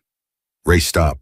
"And every one of us who ever flew with you knew," Ray Whitlock said, "and not one of us ever said a word because we figured that was yours." Emily Carter, 34 years old in the rocks in the dark, with a rifleman walking rounds in from 400 meters, put her face in her bloody hands. "Doc." She did not answer. "Doc, look at me." She looked. "Tonight ain't Korengal," Ray Whitlock said. "You know how I know? Because tonight somebody's coming." Another round hit the wreck. Closer. "Ray, nobody's coming. He called it off. You heard him." And Ray Whitlock said, "Doc, I heard the first thing he said. You never asked me if I heard the second thing. 426. Emily went absolutely still. What second thing? Comms are one way. I told you that. He was fading. His words were coming apart at the edges. I heard him call it off, and then about 11 minutes later, I heard him launch 3 birds into a corridor that's been a no-fly for 2 years, and Doc, I heard him do it with his own name on it. Say that again. He said, tell them Hollis. Whitlock coughed. Whoever the hell Hollis is. And Emily Carter sat down in the rocks. For the first time all night, she just sat down. Doc, nothing. Doc, who's Hollis? And Emily Carter said, he's the man who said no 11 times. Ray Whitlock was quiet for a long moment. Then he said, well, sounds like he learned. 429. 2 more rounds, both close. Pryor's voice from the rocks. Ma'am, he's found the range. He's found the range, ma'am. We gotta move. Move where, Sergeant? Anywhere that's not here. We have 4 men who can't be moved. Ma'am. We have 4 men who cannot be moved. Emily was on her feet. Where exactly would you like me to carry them? Wendell uphill into the weather. Onto the shelf where he can see all 8 of us at once. Pryor said, Ma'am, I'm asking you to tell me what to do because I've been asking you all night and you've always had an answer, and right now I need you to have an answer. And Emily Carter said nothing because she did not have one. For 11 seconds on that wash floor, Emily Carter did not have an answer, and every man there felt the temperature of the night change, and Anna Reyes said quietly from the dark, oh no. And then Ray Whitlock said, Doc, Ray, there's a flare kit under my seat. Ray, a flare will light us up like, yeah, said Ray Whitlock. It will. 431. She understood it before he finished saying it. No. Doc, no Ray. You throw it 400 meters up the wash, and every eye on that hillside goes to it, and every round on that hillside goes to it, and it burns for 90 seconds. He was almost whispering now. And in 90 seconds, a man with no legs can hold a switch, and 8 people can get flat and small in the dark, and nobody has to die. Ray, you can't throw a flare. Of course I can't. A laugh, wet, ruined, and absolutely delighted. You can. And when it burns out, you light another one. How many are there? 4, 6 minutes. Yeah. Duval is 40 minutes out, Ray. And Ray Whitlock said, then I guess we better hope somebody else is closer. 433. She threw the first one at 0433. She got out into the open with her one good arm, and she threw it as far as a human being can throw anything. And she was still running back when the whole world lit up 400 meters away, and every round on that hillside went to it. She made it into the rocks with 2 seconds to spare. Pryor grabbed her by the vest and hauled her down and screamed into her face, Ma'am, are you insane? 90 seconds, Emily said. Get everybody flat. The second one she threw at 0435. The third at 0436, and this one she did not get back clean. Something went through the meat of her left calf and took her down at 30 meters. And she crawled the rest of it, dragging that leg over rock, and Ana Reyes came out of cover one-handed and got a fist in her collar and pulled, and both of them went into the rocks in a tangle, and Reyes screamed, Ma'am, I'm good. You're not good. You're Reyes, is anybody dead? No, ma'am. Then I'm good. 438. 1 flare left. Emily Carter lay on her back in the rocks with a hole in her calf and her hands shaking for the first time all night. And she looked at that last flare and she did the math, and the math said 90 seconds. 90 seconds, and then it went dark, and then a patient man on a hillside started shooting at the only light left in that valley, which was a small blinking beacon on a broken helicopter that a dying pilot was holding on with his thumb. Ray, here. Ray, 1 flare. Yeah. Ray, after that, you have to let go nothing. Ray? Doc, Ray Whitlock said, and his voice was almost gone now, almost nothing. I'm not going to be here for the flare. Emily Carter said, Ray, don't. Doc, listen. Doc, I want to tell you about Marcus. Ray, stay with me. My brother, 11 years. A breath, a terrible breath. He went down an armbar, and there was a man who called off the extraction, and I hated that man for 11 years, Doc. 11 years. I built a whole life out of hating him. Ray. And tonight I found out he'd have been right. Whitlock laughed, and it was the softest sound Emily had ever heard from him. Because look at us. Look at what happens when they come. Doc, they shouldn't have come. It was a bad call to come. It was the wrong call, and they came anyway, and that's the only reason anybody's breathing down here. He stopped. Ray, Doc, I'm still holding. I know, Ray. You tell Tyler, Ray Whitlock said, you tell him I heard the name. You tell him I heard Grace. I'll tell him. Doc, I'm still holding it. I know. Doc. And then out of the storm, from somewhere impossible, a rotor. Not from the south, not from where Duval had gone, from the north. From over the ridge, through the weather. Through the thing that no aircraft in that theater was allowed to fly through at 400 kilometers per hour, of pure stupidity, came a helicopter that had launched 26 minutes earlier with a full colonel of the United States Army sitting in the left seat of it for the first time in 6 years and 4 months. And a voice came over the handheld radio lying in the rocks, and it was a voice that Emily Carter had heard 11 times in one night 7 years ago, and never once since. It said, any station this net, this is Hollis. Carter, if you can hear me, that's 8. I've got the number. Say your position, and I will come and get every single one of them.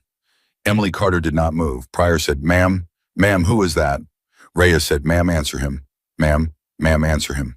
And Emily Carter sat in the rocks with a hole in her leg and a dead helicopter behind her, and 8 people breathing because of her.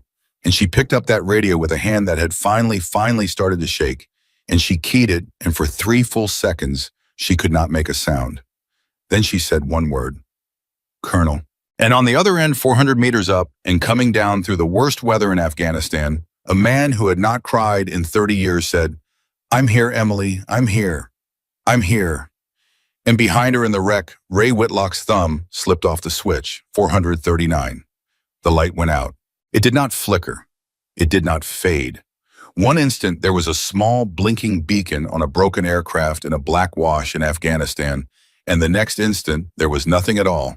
And in that nothing, a voice on a handheld radio said, Carter, I've lost your squawk. Carter, Emily, I've lost the squawk. Emily Carter was already moving. She went across 40 meters of rock on a leg with a hole through the calf, and she did not feel one step of it, and she got to that shattered cockpit and put her hand over Ray Whitlock's hand and pressed his thumb back down onto the switch with her own. Ray. Nothing. Ray, hold it, hold it, hold it, hold it. His hand was warm. His hand was warm, and it was completely still.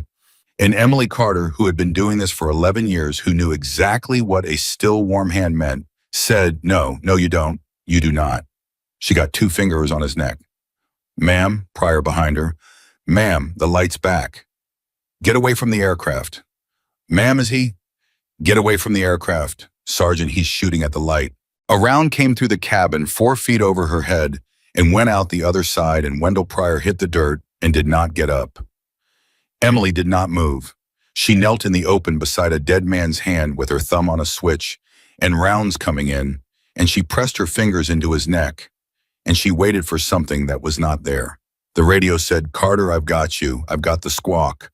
Do not move from that beacon. Do you hear me? Say something. Emily, say something. And Emily Carter keyed the radio with her chin and said in a voice that came from somewhere very far away, Colonel, be advised the man holding this switch is gone. Silence. Then Hollis said, say again, medical. He held it for 51 minutes, Emily said. He was pinned at the console, both legs. He knew at minute 4.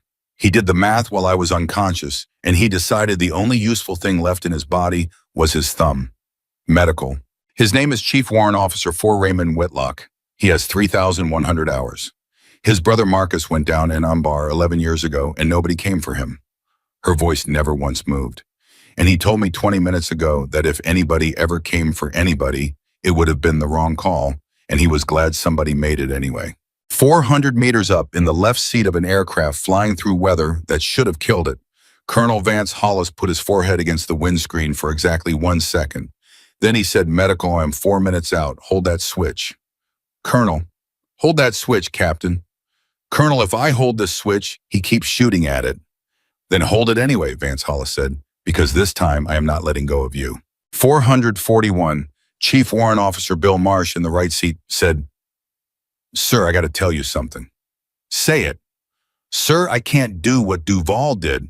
That one skid thing? I'm not that guy, sir. Nobody's that guy. That's why they talk about Duval. I know. Sir, I looked at the shelf on the way in, and I don't have it. I'm sorry. I've got 1,900 hours, and I do not have that in my hands. Hollis said, then we don't use the shelf. Sir, the wash floor is loose rock. She said herself we roll. So we roll. Marsh turned his head. Sir, say again. Chief, how many people are down there? 8, sir. And how many can we carry? 6, sir, maybe. So the math already doesn't work, Hollis said. The math has never worked tonight, not once, not for anybody, and every single person in this valley has been solving it anyway for 2 hours. He looked over. He was 52 years old, and he had a face like a closed door, and something behind it had come open. Chief, put me on that floor. If we roll, we roll. We'll be 8 and 2 on the ground instead of 8 and none, and I will take those odds every day of my life. Bill Marsh said, Sir, that's the dumbest thing I've ever heard in my entire career. Noted. Sir, I'd like it in the record that I said that. Chief, if we live, you can put it on a plaque. Marsh started down, 443. Reyes crawled to her. She crawled with a splinted arm across open rock with rounds coming in, and she got beside Emily Carter, and she looked at what was in that cockpit, and she made a sound that had no words in it at all. Ma'am? Reyes, get back. Ma'am, is that? Get back. Ma'am, that's Ray. Anna Reyes was shaking. Ma'am, that's Ray. I've flown with him for 4 years. That's ma'am. He taught me how to do a running landing. He taught me, ma'am. Reyes. Ma'am, he's got a picture of a dog in his kneeboard. Did you know that? Not a wife, not a kid, a dog. His neighbor's dog because he ain't home enough to have his own. Anna. Reyes stopped. Anna, I need you to listen to me very carefully, Emily said, because I only have one hand and I need yours. Ma'am, there's one flare left. It's under the seat. It's about 8 inches from your knee, and I cannot reach it because if I let go of this switch, nobody finds us. Anna Reyes looked at the flare. Then she looked at the 400 meters of open wash she would have to run into with a compound fracture in her forearm. Ma'am, she said, I want you to know I'm real mad about this. Noted. Real mad. And Anna Reyes got up and ran. 444. She got 70 meters before the first round came at her. She got 140 before the second, and she was screaming the whole way, screaming with her arms swinging in a splint and her boots slipping on loose rock. And at 160 meters, she threw that flare underhand like a softball pitch, and it went maybe 40 more, and it lit. Every eye on that hillside went to it. Every round on that hillside went to it. And Anna Reyes turned around and ran 200 meters back and through a lit-up wash with nothing at all between her and a patient man with a rifle, except the fact that he was looking at something else. She got into the rocks and collapsed and vomited and started laughing. Pryor grabbed her. Reyes, you're hit. I'm not hit. There's blood all over your... It's my arm, Sergeant. It's been out of my arm for 2 hours. Get off me. She was laughing so hard she could not breathe. Ma'am, 90 seconds. Copy, Emily said. Everybody flat. 445. And into 90 seconds of the brightest light in Afghanistan came a helicopter with a full colonel in the left seat. Marsh did not land it. Nobody could have landed it. He put it into the wash at about 15 knots, and the loose rock took the skids exactly the way Emily Carter had said it would. And the aircraft slewed and dug in and went up onto its right side and stopped there at an angle. No aircraft is supposed to stop, at rotors chewing into the ground, and the sound of it was the sound of the world ending. The rotors came apart. Pieces of them went out across that wash at the speed of sound, and one of them went through the wreck of dust-off 266 feet from Emily Carter's head. Then it was quiet, absolutely, completely quiet. And Wendell Pryor said into that quiet, they came in on their side, ma'am. Ma'am, they came in on their side. Emily said, Sergeant, go. Ma'am, go. He went. He went across that wash at a dead sprint in 90 seconds of flare light and got to that crumpled aircraft and hauled the door. And inside it, he found a warrant officer named Bill Marsh hanging in his straps with blood on his face and a 52-year-old colonel of the United States Army already out of his harness and already crawling toward the cargo door and already saying, how many are still up? How many, Sergeant? Sir, are you? How many? Eight, sir, eight up. Vance Hollis stopped. Eight, he said. Yes, sir, all eight, sir. And Colonel Vance Hollis, on his hands and knees in a wrecked helicopter at the bottom of a valley in Afghanistan, put his head down and said, all eight, 447. The flare burned out. The dark came back so completely that Pryor had to hold Hollis's sleeve to move him, and they went across that wash by feel and by memory and by the sound of a woman's voice saying, over here, keep coming, over here. And then they were there, and Vance Hollis and Emily Carter were in the same 3 feet of ground for the first time in 7 years. He could not see her face. She could not see his. That was the mercy of the thing, and both of them knew it, and neither one of them ever said so. Captain, Colonel, are you hit? Calf, through and through, it's nothing. Anybody else? All eight are hit, sir. That's what urgent means. Hollis said Emily, and she said don't. Emily, sir, we have 4 men who cannot be moved, 1 crew chief with a compound fracture, 1 warrant officer in your aircraft with a head laceration and probable concussion, a rifleman on the North Hillside who is patient and who will find us again in about 6 minutes when his eyes come back and no aircraft. Her voice was flat as a floor. So with respect, sir, whatever you flew 400 kilometers to say it later. Or don't say it, but not now. Silence. Then Vance Hollis said, copy, Captain. What do you need? And that Wendell Pryor said afterward was the moment, not the flying, not the flare. That, a full colonel of the United States Army in the dark on the ground said, what do you need to a captain with a hole in her leg? And she told him, and he did it. 449. Sir, can you carry? I can carry. Sir, you're 52. Captain, I can carry. Then take the north end of that litter and do not let his head move more than an inch in any direction, because if it does, he stops breathing, and I will not be able to fix it in the dark. Understood. Sir, that's my last man who can't be moved, and we're moving him. Where? There's a lip of rock 40 meters east. It's the only thing in this valley between us and that hillside. We put everybody behind it, and we get small, and we wait for Duval. Hollis said, Duval's not coming. Everything stopped. Say again, sir. The corridor closed behind me. Hollis's voice did not change. I came through it and it shut. Duval's got 3 urgent and he's 40 minutes from base, and by the time he offloads and turns, that weather's on the deck for 6 hours. Nothing is coming into this valley until 0600 at the earliest, and that's optimistic. Nobody spoke. Then Ana Reyes from the dark said, Sir, with respect, then what the hell are you doing here? And Vance Hollis said, I came to be here. Sir. Sergeant, I didn't come to rescue anybody. There's no rescuing anybody. There is no aircraft that can get in here for 6 hours. He took the north end of a litter and lifted it. I came so that when it happens, it doesn't happen to you alone. 452. They moved Bo Kettering 40 meters in 11 minutes. They moved him 1 boot length at a time in absolute darkness, with a 52-year-old colonel on the north end and a medic with a hole in her leg on the south end, and Emily Carter's voice counting cadence in a whisper, and every 4 steps Kettering said, Doc, and every 4 steps Emily said, I've got you, Corporal, and neither one of them stopped. At the lip of rock, Kettering said, Ma'am. Say it. Ma'am, my mom's name is Renee Kettering Tulsa, and you're going to tell her yourself, and I'm going to be standing right there when you do, and I'm going to be extremely annoying about it. Bo Kettering laughed. He laughed with a broken spine at the bottom of a valley with 6 hours of dark ahead of him and no aircraft coming, and Vance Hollis heard that laugh, and something in the man's chest tore right down the middle. Captain. Sir. Where's your pilot? Emily said. 40 meters west, sir, in his seat. We're going back for him. Sir, he's gone. I know he's gone.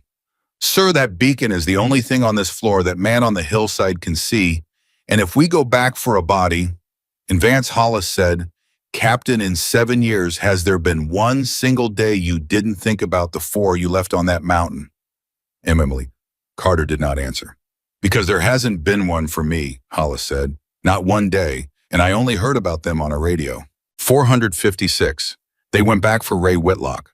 4 of them went in the dark, 400 meters round trip into the only lit thing in that valley, and they cut him out of that seat with a multi-tool and a pry bar and Wendell Pryor's bare hands. And when they got him free, Vance Hollis reached in and shut the beacon off himself. And the whole valley went black.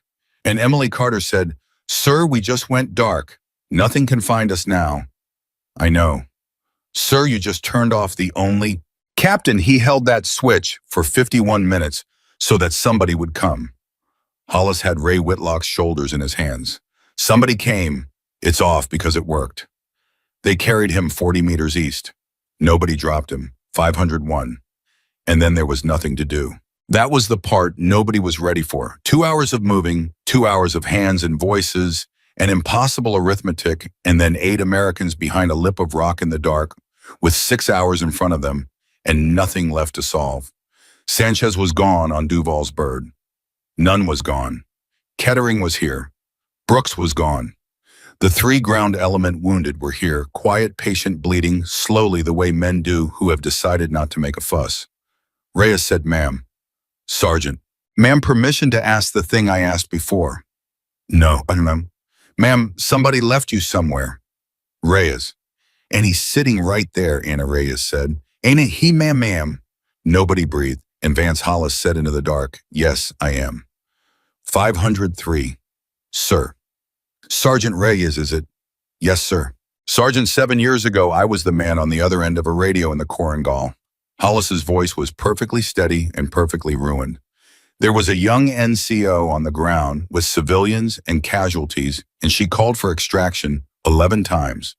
I had weather, and I had threat, and I had numbers on a board, and every single time she called, I ran the math, and every single time the math said no." Reyes said nothing. "And on the 11th call, she stopped asking." Hollis stopped, started again. "She said, 'Colonel, be advised, I have 4. And then she said their names, one at a time. Nico Vance, Charlie Doss, Marisol Ruiz, Adam Weir." Emily Carter said very quietly, "Sir, stop." And then she said, "Colonel, that's 4. And she went off the net, and I never heard her voice again until tonight." "Sir, stop." "Captain, I have carried those 4 names for 7 years, and I have never once said them out loud. And I am going to say them here because this is the only place on earth where anybody would understand what they cost." And Emily Carter said, "Sir, one of them was holding my hand." Silence. "Which one?" Hollis said. "Adam." "Emily." "He was 23 and he had a tooth that was crooked and he was embarrassed about it and he wouldn't smile in pictures." Her voice broke. For the first time in 2 hours in 11 years in a whole life, Emily Carter's voice broke completely. "And he held my hand and he asked me if you were coming and I said yes. Sir, I said yes. 11 times I asked you and 11 times you said no, and every single time I turned around and told him yes." Nobody in that valley moved. "And he died believing me," Emily Carter said. "And I have spent 7 years wondering whether that was a kindness or the cruelest thing I ever did to another human being." 507. Vance Hollis said, "It was a kindness." "Sir." "Captain, I've had 7 years to think about it and about 400 kilometers tonight, to be certain, and I am telling you it was a kindness, and I'm telling you because I'm the only person alive who has any right to."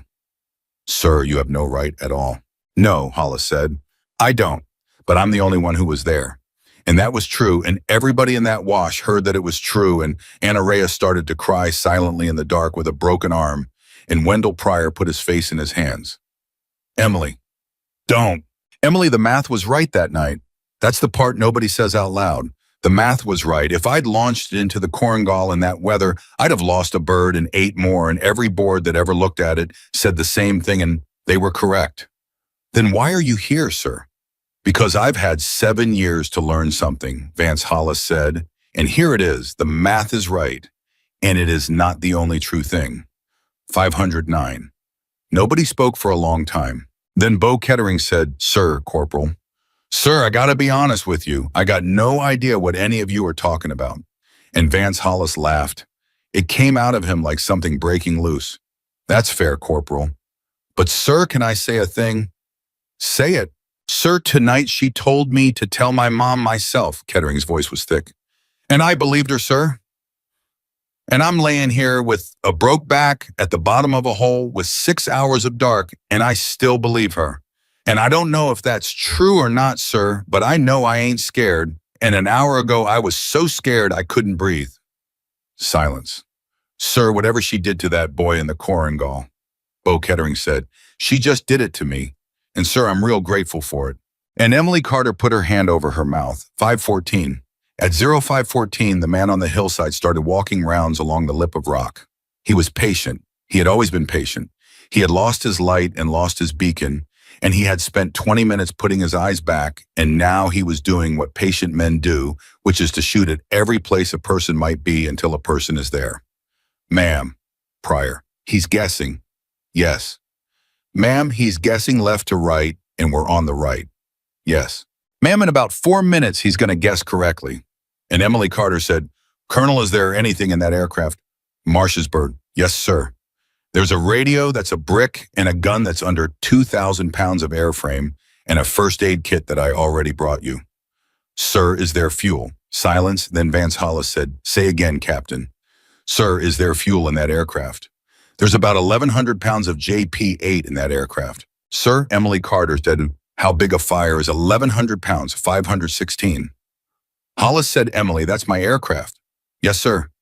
Emily, that's the only shelter in this wash, and it's the only thing with any structure to it, and if a bird ever does get in here at 0600, that airframe is the only thing they'll see. Yes, sir. And you want to burn it.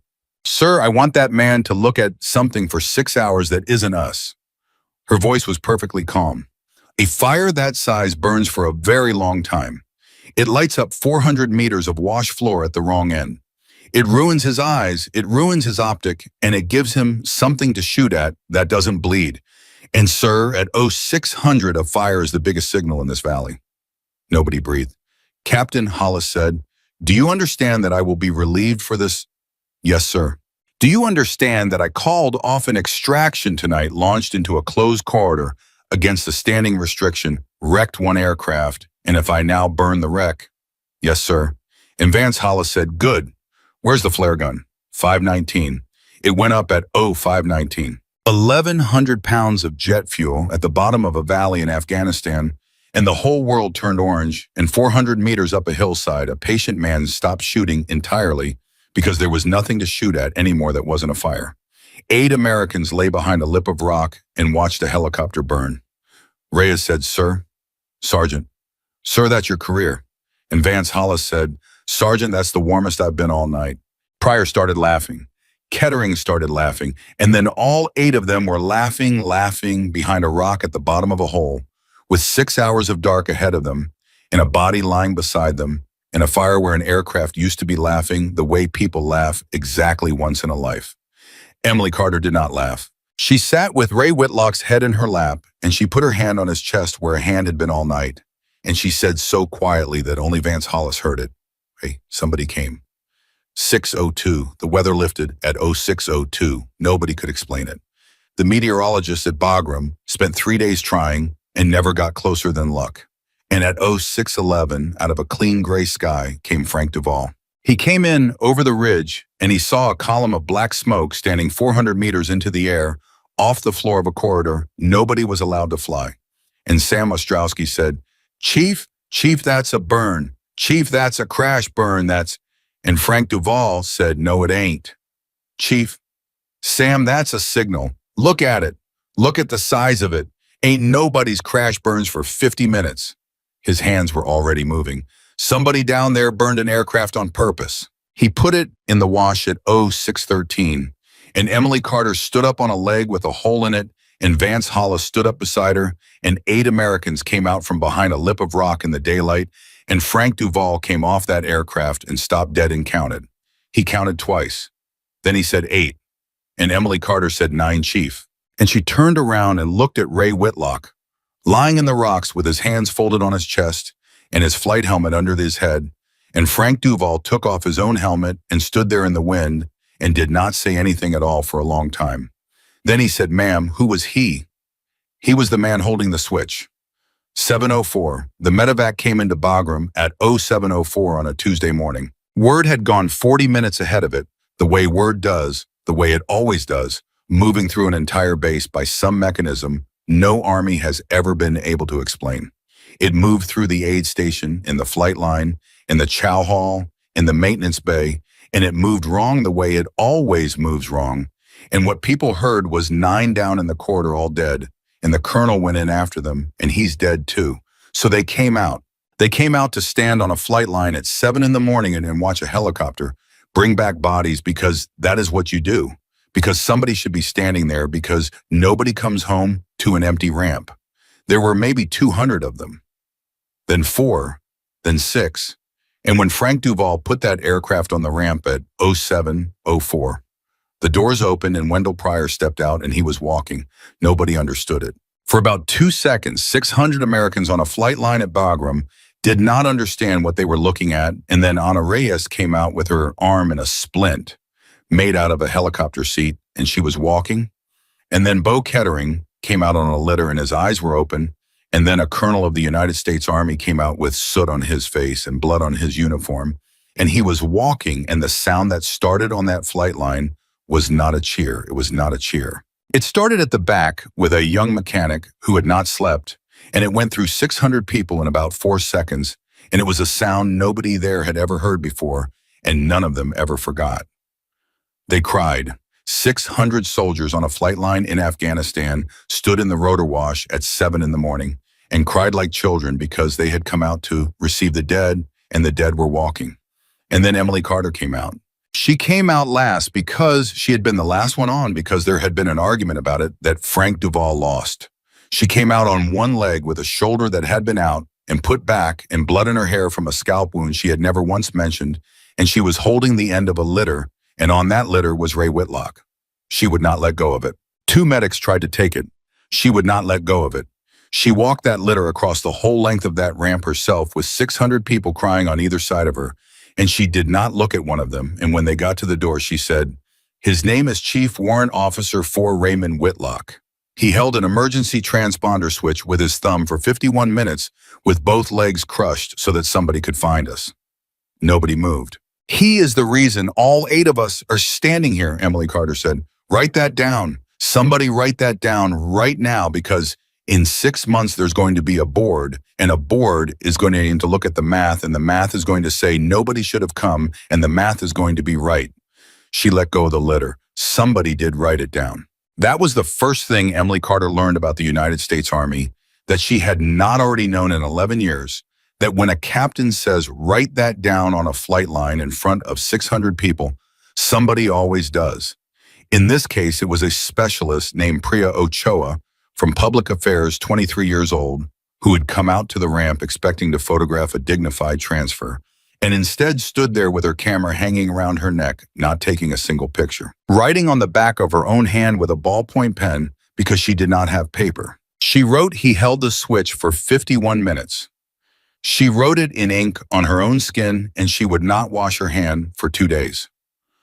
9:06. They put Emily Carter on a table in the aid station at 09:06, and a surgeon named Halverson looked at her calf, and then at her shoulder, and then at her scalp, and then at her chart.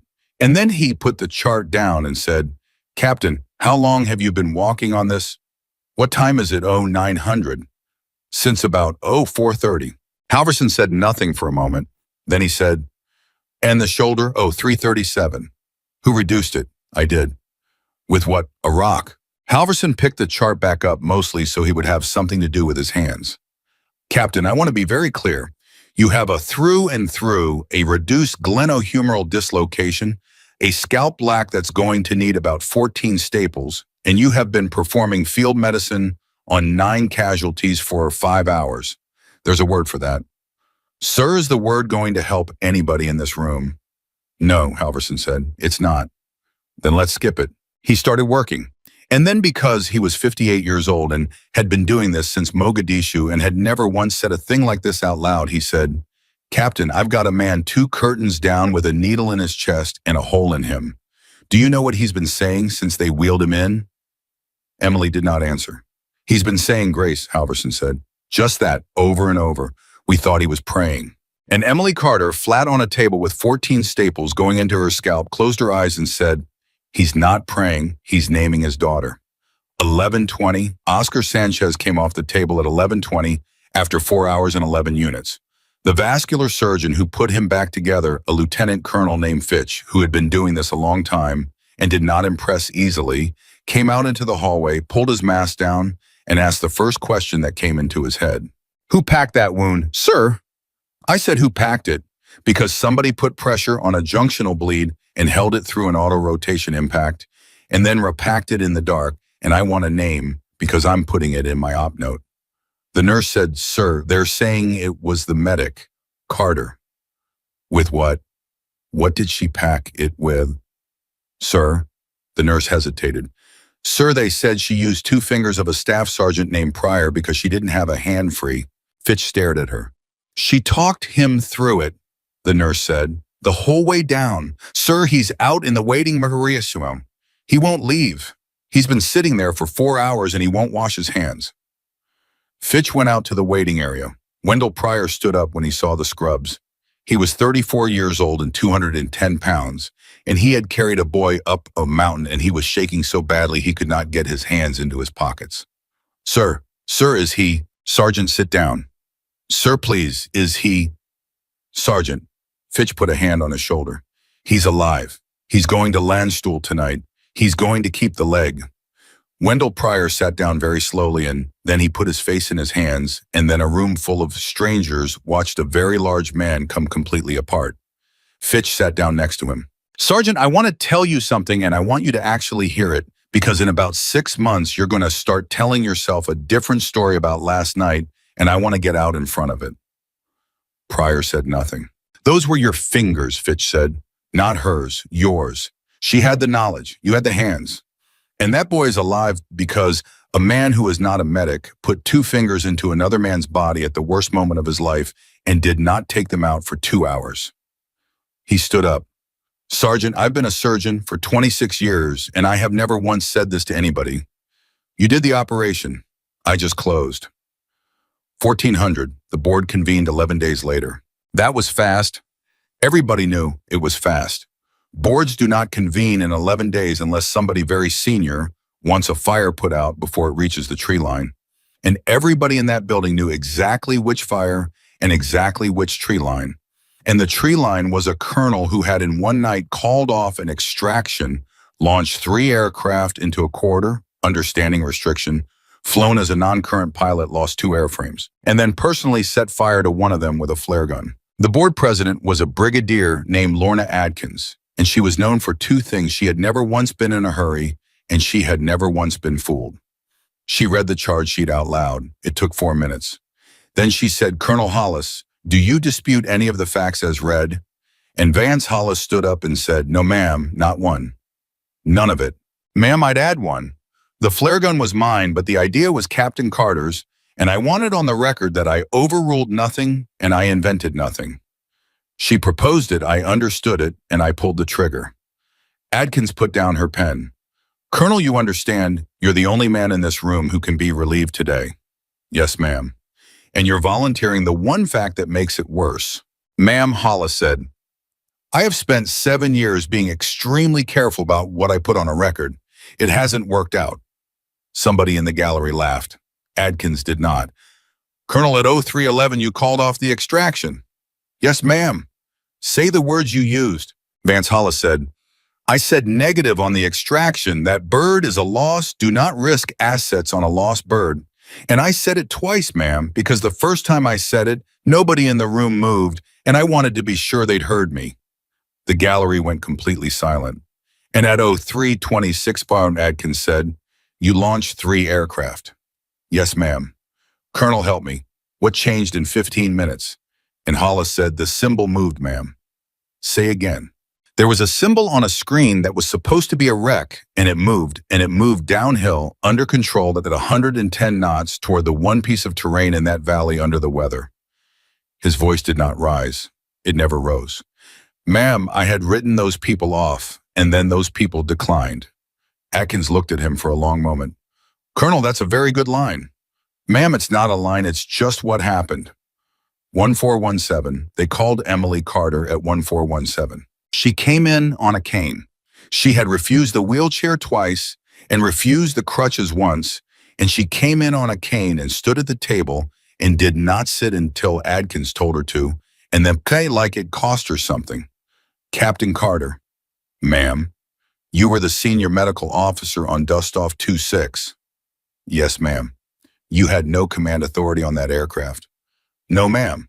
Then explain to me, Adkins said, how it is that every single person on that mountain, including a full colonel of the United States Army, describes a chain of decisions that begins and ends with you. Emily Carter said, ma'am, that's not accurate. Which part? All of it, ma'am. Chief Whitlock flew that aircraft off a ridge with no tail rotor and no chance, and he made every decision that mattered. Chief Duvall put an aircraft on one skid over 400 feet of nothing. Sergeant Reyes ran 200 meters into open ground with a compound fracture to throw a flare. Sergeant Pryor kept 2 fingers in a man's femoral for 2 hours. Private Brooks kept a chest seal down through an impact at 40 knots while he was unconscious. Ma'am, unconscious. His hand never moved. She stopped. Ma'am, I gave instructions. That's my job. Everybody else did the actual thing. Adkins said, Captain, do you know what every single one of them said when I asked them the same question? No, ma'am. They said the same thing you just did. About you. Adkins leaned back. 9 people, 9 statements, and every one of them insists the hero was somebody else in the aircraft. Do you know what that's called, Captain? Emily said. Ma'am, I don't. Neither do I, said Lorna Atkins, but I've been doing this 29 years and I've never seen it. 1,431. Captain, one more thing and then I'll let you go. Ma'am, there's a line in Chief Duvall's statement I need you to explain. Atkins found it. At 0409 on the radio, you asked him to relay a message. You said, tell Colonel Hollis that this time I've got 8. The room did not move. Captain, what is this time? Emily Carter said nothing. Captain, nothing. Captain Carter, I am asking you a direct question in a formal proceeding. And Vance Hollis stood up in the back of that room and said, Ma'am, I'll answer it. Colonel, sit down. Ma'am, with respect, she's protected me for 7 years, and I'm not going to let her do it in a courtroom. Colonel Hollis, sit down. Ma'am, in the Korengal 7 years ago, Sergeant First Class Emily Carter called me 11 times for an extraction, and I said no 11 times, and 4 people died. Vance Hollis's voice went across that room like a door slamming. She has never told a single human being who was on the other end of that radio, not in the after action, not to a board, not to her own team.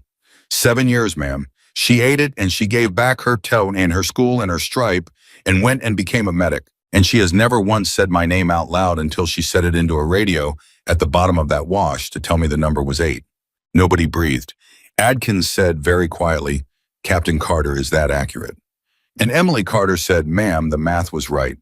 That's not what I asked you. Ma'am, I've read every board finding on the Korengal, 3 separate boards. They all said the same thing, and they were all correct. If he'd launched, he'd have lost a bird and 8 more, and there'd be 12 names instead of 4. Adkins said, Captain, I'll ask you a 3rd time. Is the colonel's statement accurate? And Emily Carter looked up. Ma'am, she said, he came. Captain, ma'am, you asked me what this time means. Her voice finally moved. Just once, just at the edge. It means that 7 years ago, a man ran the math and the math said no and he obeyed it. And 11 days ago, that same man ran the same math and got the same answer and got in the aircraft anyway. And ma'am, I've had 11 days to think about it, and here's what I've got. The math was right both times, and the second time 8 people came home. The room was absolutely still. Ma'am, if you relieve him for that, Emily Carter said, then I'd like you to understand what you're actually teaching every colonel in this army. You're teaching them the price of the second answer. And ma'am, I've already paid that price once, and I'm the only person in this building who knows what it costs, and I'm telling you it's too much. Lorna Atkins took off her glasses. Then she said, Captain, you're excused. Ma'am, Captain Carter, Atkins said, you're excused, and God help me, I don't want you in this room while I decide. 1602. The finding came down at 1602, and it took Lorna Atkins 91 minutes, which everybody agreed was about 90 minutes longer than it needed to be, and exactly as long as it deserved. Colonel Vance Hollis was found to have violated a standing flight restriction, operated as a non-current aviator, and destroyed government property valued at approximately $11 million. He was given a letter of reprimand. It was filed locally, which if you do not speak Army sounds like nothing.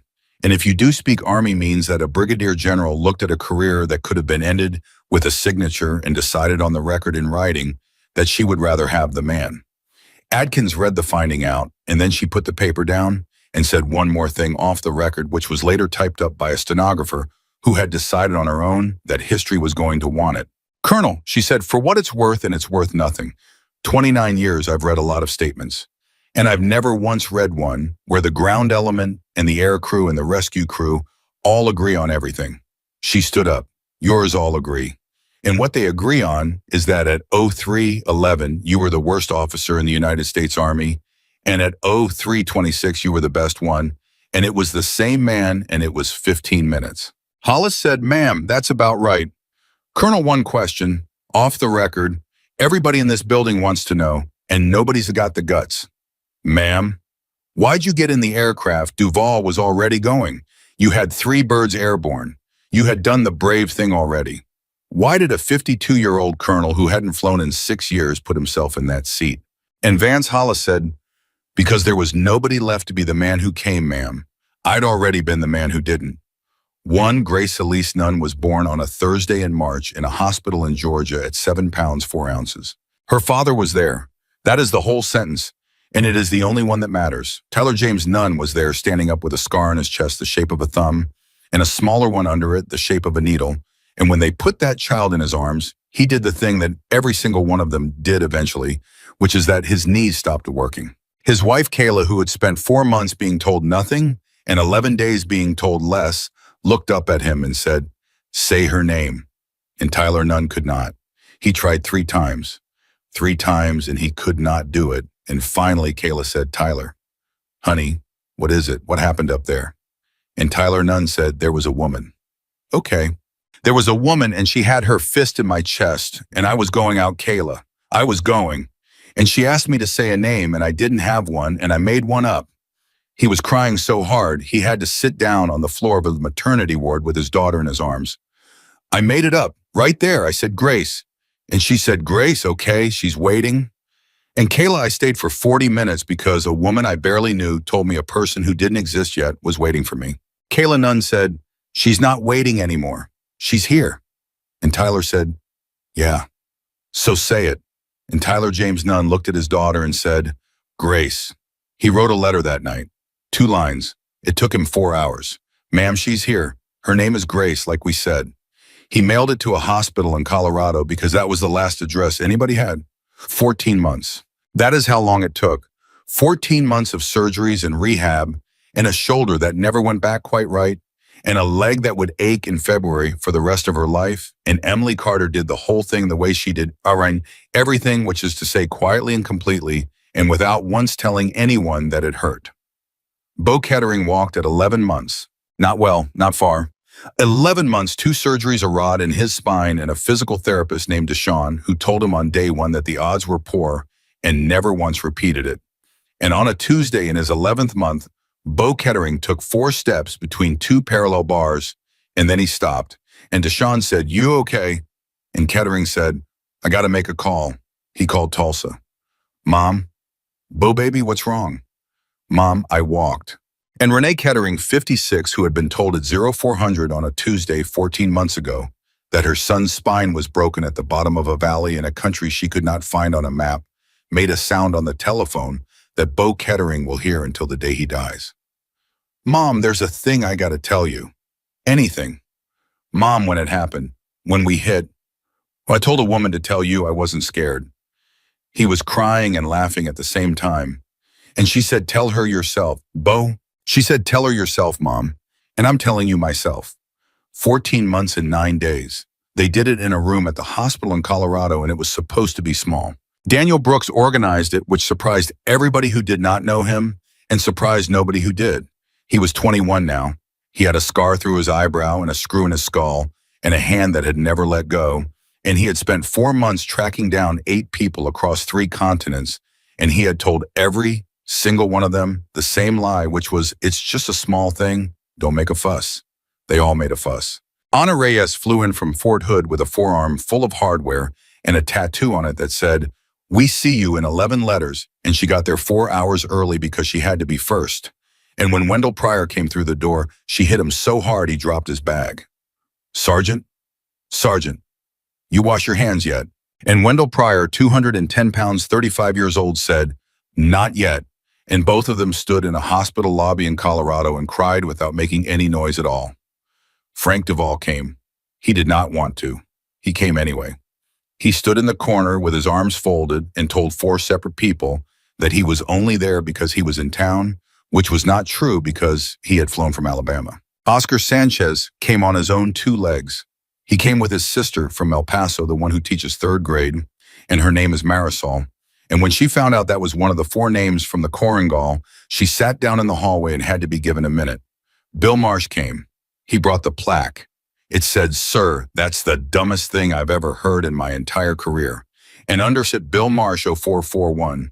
And under that, he put it on a plaque. Vance Hollis came, and he came last, and he stood in the doorway for a long time before he came in, because he genuinely did not know if he had the right. 9 people in one room, and Emily Carter walked in on a cane and looked at all of them and said, "Brooks, you said this was small." "Yes, ma'am. I lied, ma'am." "You lied to a superior officer." "Yes, ma'am." Daniel Brooks was grinning so hard his face could barely hold it. "I've had a lot of practice being terrible at what I'm told, ma'am. I learned it from somebody." And then he gave her the photograph. It was framed, it was cheap. He had bought it at a drugstore because he was 21 and he did not have money, and it was the single most valuable object in the state of Colorado. The picture was all of them.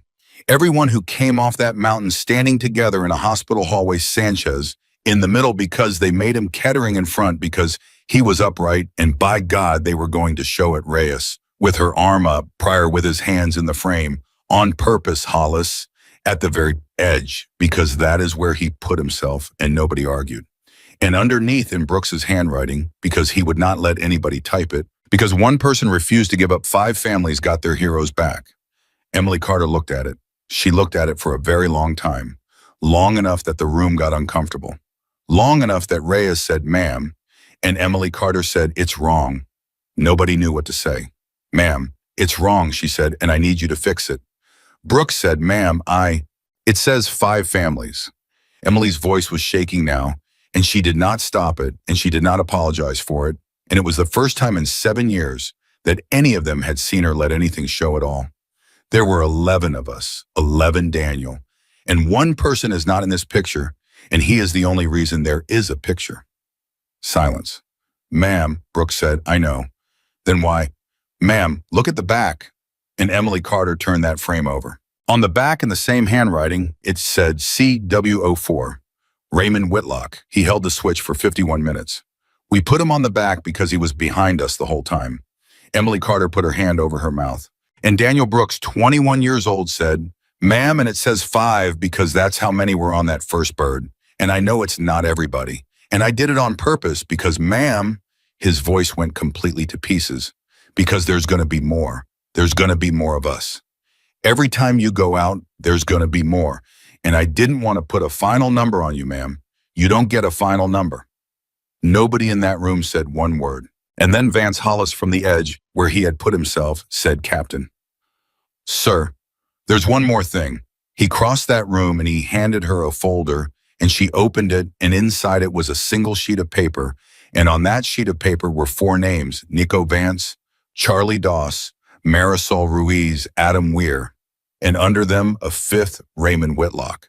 And under that, in a colonel's handwriting, "These 5 are mine. The other 8 are hers." "Sir, what is this?" "It's the reprimand," Hollis said. "Adkins filed hers locally. This one I filed with myself. I've been carrying it in my coat for a year, Captain, and I've read it every day, and I'm done reading it, and I'd like you to have it, and I want to tell you why." "Sir, because for 7 years I thought the thing I did wrong was say no." Vance Hollis's eyes were streaming, and his voice never moved. "It wasn't. The math was right. 3 boards said so. I've known it the whole time, and it never helped once." "Then what, sir?" "The thing I did wrong," he said, "was let you carry it alone. You went off that net, and you never said my name, and I let you. I let a 27-year-old sergeant walk out of the Army's spotlight carrying 4 dead people for me, because it was easier for me if she did." He stopped. He got it back. "Captain, that's the reprimand. That's what's in that folder. And I am handing it to you because I want you to see me finally holding it, and then I want you to burn it. Because I've watched you burn one aircraft, and I've never seen anybody do anything better. And Emily Carter said, "Sir, Captain, sir, I'm not going to burn it." "Emily, because it's not yours either," she said. "Sir, that's what I've had 14 months to figure out. You've been carrying 4 names and I've been carrying 4 names, and we've been doing it in separate rooms for 7 years. And sir, they were never 4 names. They were 4 people and they had families. And those families have been carrying them too, and not one of us ever told the others we were doing it." She held up the folder. "Sir, I'm going to keep this," Emily Carter said. "And in about a month, I'm going to knock on 4 doors, and I'd like you to be standing next to me when I do." Vance Hollis could not speak. "Sir, say yes." And Vance Hollis said yes. That was it. One word. 53 years old, 29 years in uniform, 3 boards, 1 letter of reprimand, 5 names, and the whole thing came down to a man who had said no 11 times, finally saying yes in a hospital room in Colorado in front of 8 people who were only alive because he had learned how. Anna Reyes started clapping. It was ridiculous. It was completely ridiculous. One woman with a metal forearm clapping in a hospital room, and then Pryor joined her, and then Sanchez, and then Kettering, who was standing up on his own 2 legs and clapping, and then all of them, 8 people making an absurd amount of noise in a building where you are supposed to be quiet, and a nurse came to the door and looked in and saw what was in that room and closed the door and let them have it. They never made the news. That is the part people find hardest to believe. There was no parade, there was no cable segment, there was no film. Priya Ochoa's photographs from that flight line are in a box in a warehouse in Maryland, and no one has ever asked for them. But every year on a Tuesday in February, 9 phones ring. And whoever answers says the same thing because Bo Kettering started it, and now it is a law still holding. And the other person says, still holding. And that is all. That is the entire conversation. 9 people, 3 continents, 4 minutes once a year, 2 words each. Emily Carter is still in. She is a major now. She did not want it, and they gave it to her anyway, which is how it works when you are the only person in the building who does not want it. She has never told the story. Not once, not at a school, not at a conference, not to a reporter, not to a board. But there is a young medic somewhere out there right now in the back of an aircraft in the dark, with her hands inside somebody, and she is saying a name out loud because a major told her that a man with a name fights harder than a man on a stretcher. And that medic does not know where the lesson came from. She thinks it is just how it is done. That is what Emily Carter built. Not a medal, not a story. A habit in other people's hands that will outlive every single person who is on that mountain. Because heroes are not the people whose names end up in books. Heroes are the ones who keep holding the switch after there is no reason left to hold it in the dark, where nobody is watching, with the last strength in one thumb. Ray Whitlock held it for 51 minutes. Emily Carter has been holding it her whole life, and she has not let go yet.